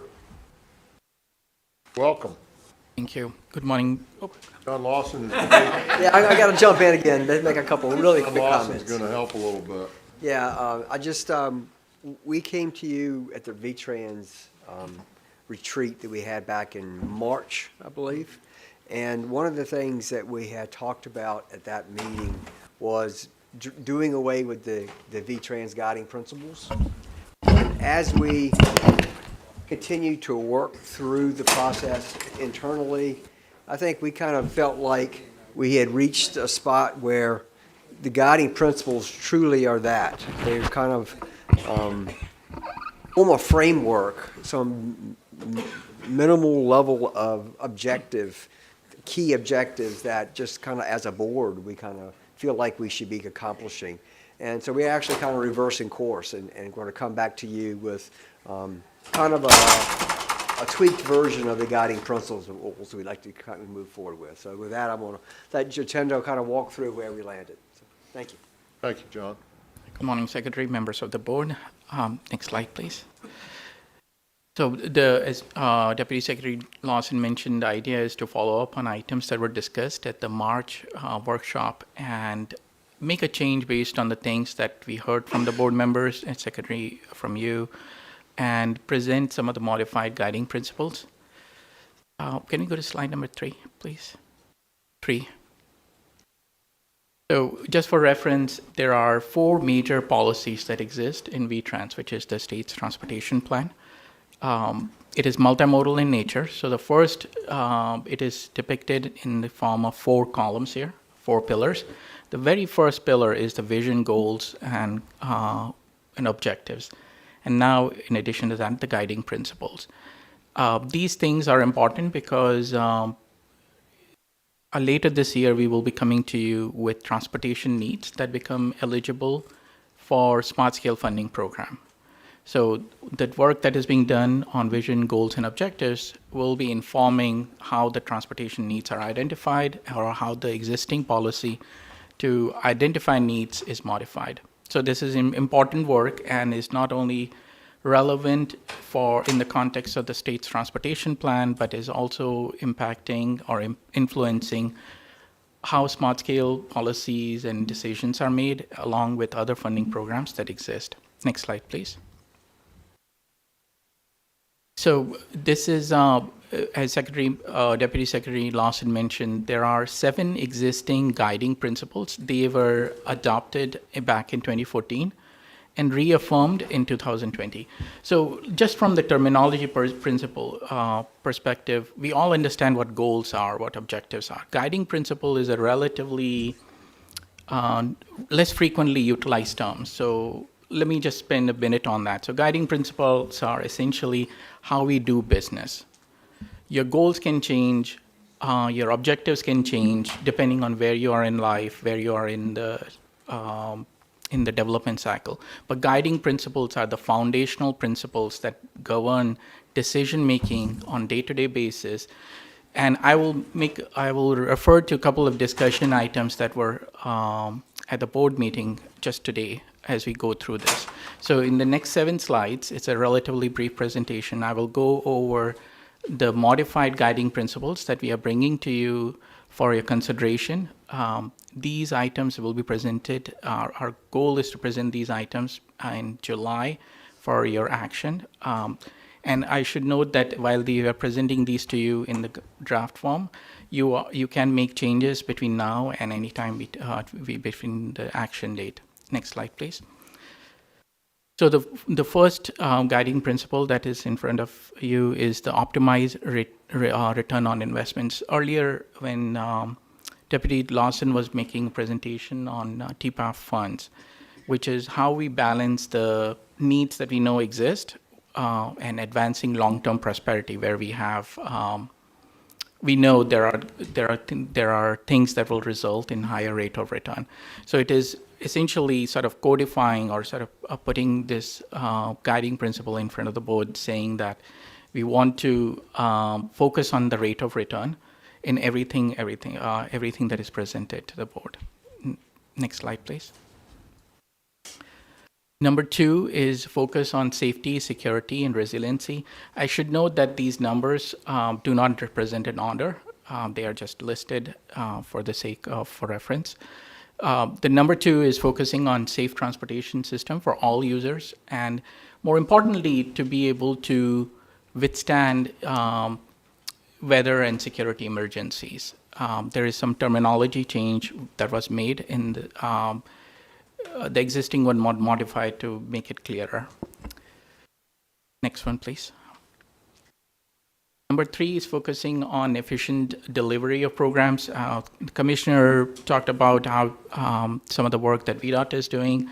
DRPT director alluded to some of the policies that they have in place. So this is, while it may sound very basic, it is sort of codifying for someone who may not be following the board meetings and the discussions, the principles that the board is following on the investment decisions and planning and programming of funds. Next slide, please. Number 4 is focusing on operational improvements and demand management. The board, some of the board members were here when the discussions around I-95 corridor improvements were being discussed, and at the time there was focus on, there were options, whether to improve capacity along an existing corridor or whether to, alternative 2 was to improve transit services, and at the time the board decided to go with the latter. And what this is saying is that before we focus on widening a roadway, for example, maximizing utilization of an existing roadway and its capacity, either in the form of technology and operational improvements, or managing demand, which is what DRPT's DRPT's focus is the guiding principle. Next slide, please. Number 5 is again focusing on how the business is conducted. So in this case, ensure transparency, accountability, and promote performance management. There was discussion around performance, safety performance, and things of that nature earlier today. There were discussions in the context of performance of projects, items that Commissioner alluded to. So this is again codifying something that has been that the board undertakes on day-to-day basis, discussions that the board members do. And it's focusing on performance targets and measuring progress and adjusting and program policies as necessary. So the cycle of continuous improvement that that the Secretary alluded to earlier. Next slide, please. Number 6 is coordination between land use and transportation. If you think of in terms of this guiding principle, and there was one earlier about demand management, that we want to manage our demand, there is some synergy, which is that land use decisions have an impact on how transportation system performs or doesn't perform. And while transportation agencies do not make these land use decisions, collaboration with local governments to make smarter decisions to provide assistance wherever they request is in this guiding principle noted. Next slide, please. And finally, ensuring efficient intermodal connections. At the board workshop in March, there was a lot of discussion around Port of Virginia and optimizing the transfer of goods, and the same principle can be applied to transfer of people from one mode to another mode. So this is again sort of reflecting focus on ensuring these intermodal connections and optimizing them. So with that, next slide focuses on the revised guiding principles as they were presented to you on the earlier slides. Next slide, please. At the June or July workshop, board workshop, our plan is to come back to you with objectives. So at the board workshop in March, there was a lot of discussion on putting some specificity around items. And at the time, one of the commitments that we made was to bring those specific items in the form of specific objectives. So for example, around safety, around congestion, travel time reliability. So those items will be, or at least at this time, are planned to be presented to you all in June and July. And in totality, request an action on the vision, goals, guiding principles, and objectives. 4 items that have been presented starting March this year. Request board action in September. Later this year, we will come back to you with the transportation needs, modifications to existing policies, and the transportation needs that are a result of that with the intent to request board action on those transportation need at the December workshop or December action meeting. With that, Secretary, I will pause to see if there are any questions. Mr. Kasperowitz. Jatinder, thank you. Yes, sir. Could you go back to the slide that shows the 7? There we go. So I can, I guess, identify ways that we can measure 2 through 7 as they're currently scripted, that we can assess our success in those categories over time. I can't, in looking at 1, identify objective criteria that may allow us to determine whether or not we've been long-term successful. So I stressed in our March meeting that I think we benefit from having the ability to look backs based on established criteria to say, are we achieving what we set out to achieve? And I just can't imagine how 1 could ever be measured in an objective and quantifiable way. Just a comment. Right. Mr. Kasperowitz, through Secretary, I think the vision, goals, and objectives. So the third piece that is yet to be brought to you, our plan is to do that in June, July timeframe. Those are meant to be more measurable and specific. And with that, I think those might address the point that you were trying to make. With respect to guiding principles, they were designed as sort of way of conducting business, and we can put our heads together and see if there is other criteria that we can develop. I know that some of these have criteria. So, for example, guiding principle number 3, efficient delivery of programs, on time, on budget, is being measured on routine basis. On the other, we can take a look at as well. Yeah, no, I think I can see a pathway to that. But maybe number 1 is just a feel-good statement. Sure. I don't think so. Thank you. Thank you. Anyone else? Mr. Secretary, when I looked at this, I did a lot of flipping back and forth, and it was a little bit difficult to see where the changes were between the guiding principles that we had and what's being proposed. And I'm sure that those proposed changes are made very thoughtfully and purposefully. It would be helpful to me to understand where those words were changed, what the thinking was, just so I have clarity on what I'm being asked to approve. So I've just asked to have that at some point. Sure. Secretary, Ms. Hines, we can provide a version with track changes. Right, and then the reason. Sure. Okay. Rationale. Yeah, rationale. Anyone else? Thank you, sir. Appreciate it very much. Mr. Burrell. Good morning. You have in your folder my director's report for this month. I just want to point out a few things. We have a new CFO starting before the next board meeting. Yay, it's been a long year.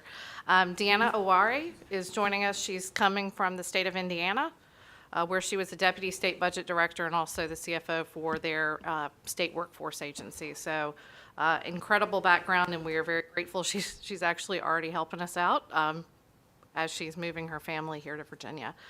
A couple of things on the staff side. I have a small team, and we cover a lot of ground, and so I want to give them a little recognition.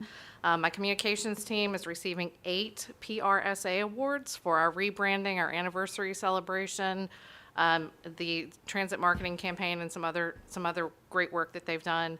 They cover a tremendous amount of ground.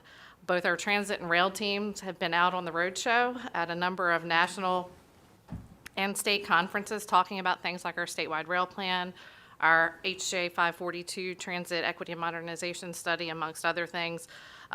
The transit team is actually at the Virginia Transit Association conference today and tomorrow, carrying the water and talking about how we're making our programs better and more efficient and more effective.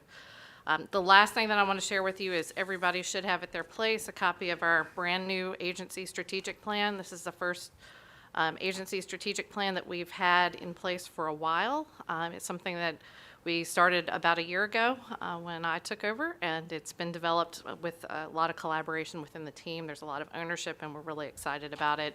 So if anybody'd like to talk about that in more detail, just let me know. And that concludes my report.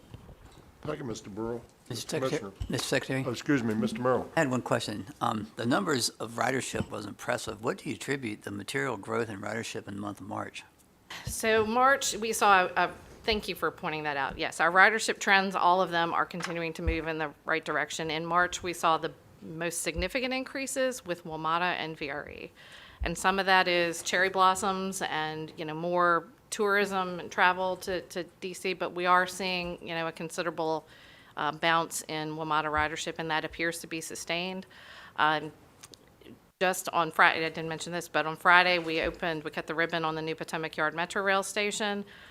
Silver Line, which opened back in November, has carried 1.5 million passengers since November.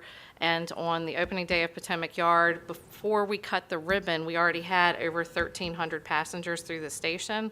On day one, it was over 5,000 before the day was done. So we are seeing that, that return to ridership. I rode VRE and WMATA on Friday, and I was pleasantly surprised on the last northbound train of the day. We had really strong ridership on VRE on the Fredericksburg line. So things are trending in the right direction.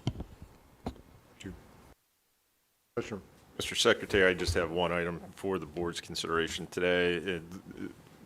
Typically, I'll bring a major project valued over $100 million that we're going to be putting out for the design build to be able to identify what the project is and the risks, just for your awareness.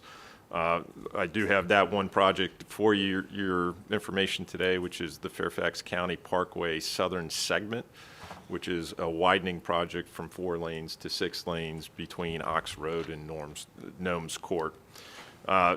Beyond the widening in itself, it does consist of intersection improvements, modification of signals, and it does have a shared use path. The value of the project's $123 million.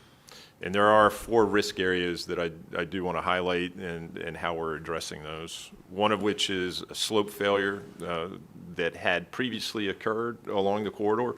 We're going to have to design accordingly to be able to address that slope failure that has occurred, and we'll be doing geotechnical investigations and borings and make sure that there's a feasible design in the RFP before we release the RFP.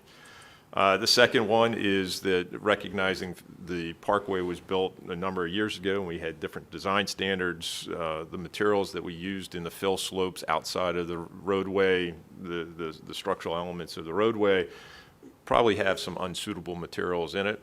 We don't allow that anymore, so our design standards have changed over the years. We're going to have to do additional geotechnical information or investigation along that to be able to help identify whether unsuitable materials are there. Standard course of business, but it is a risk back to the project.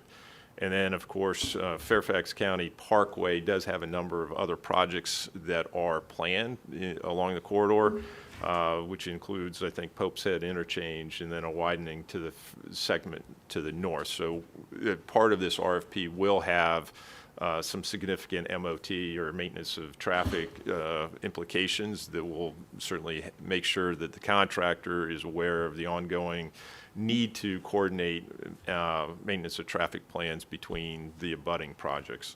And then finally, just the inflation and cost escalation that we may see on the project between the time it's advertised to the time that final construction is there. So 4 risk areas, standard course of business, but again, I wanted to bring that back to your attention, just standard course of business. Mr. Secretary. Thank you, Mr. Commissioner. Just briefly, we've got a very busy year ahead of us. Not that we haven't been busy already to this year, but we got a lot of work to do. So I look forward to doing that. Thank you all very much. Great meeting today. This meeting's adjourned.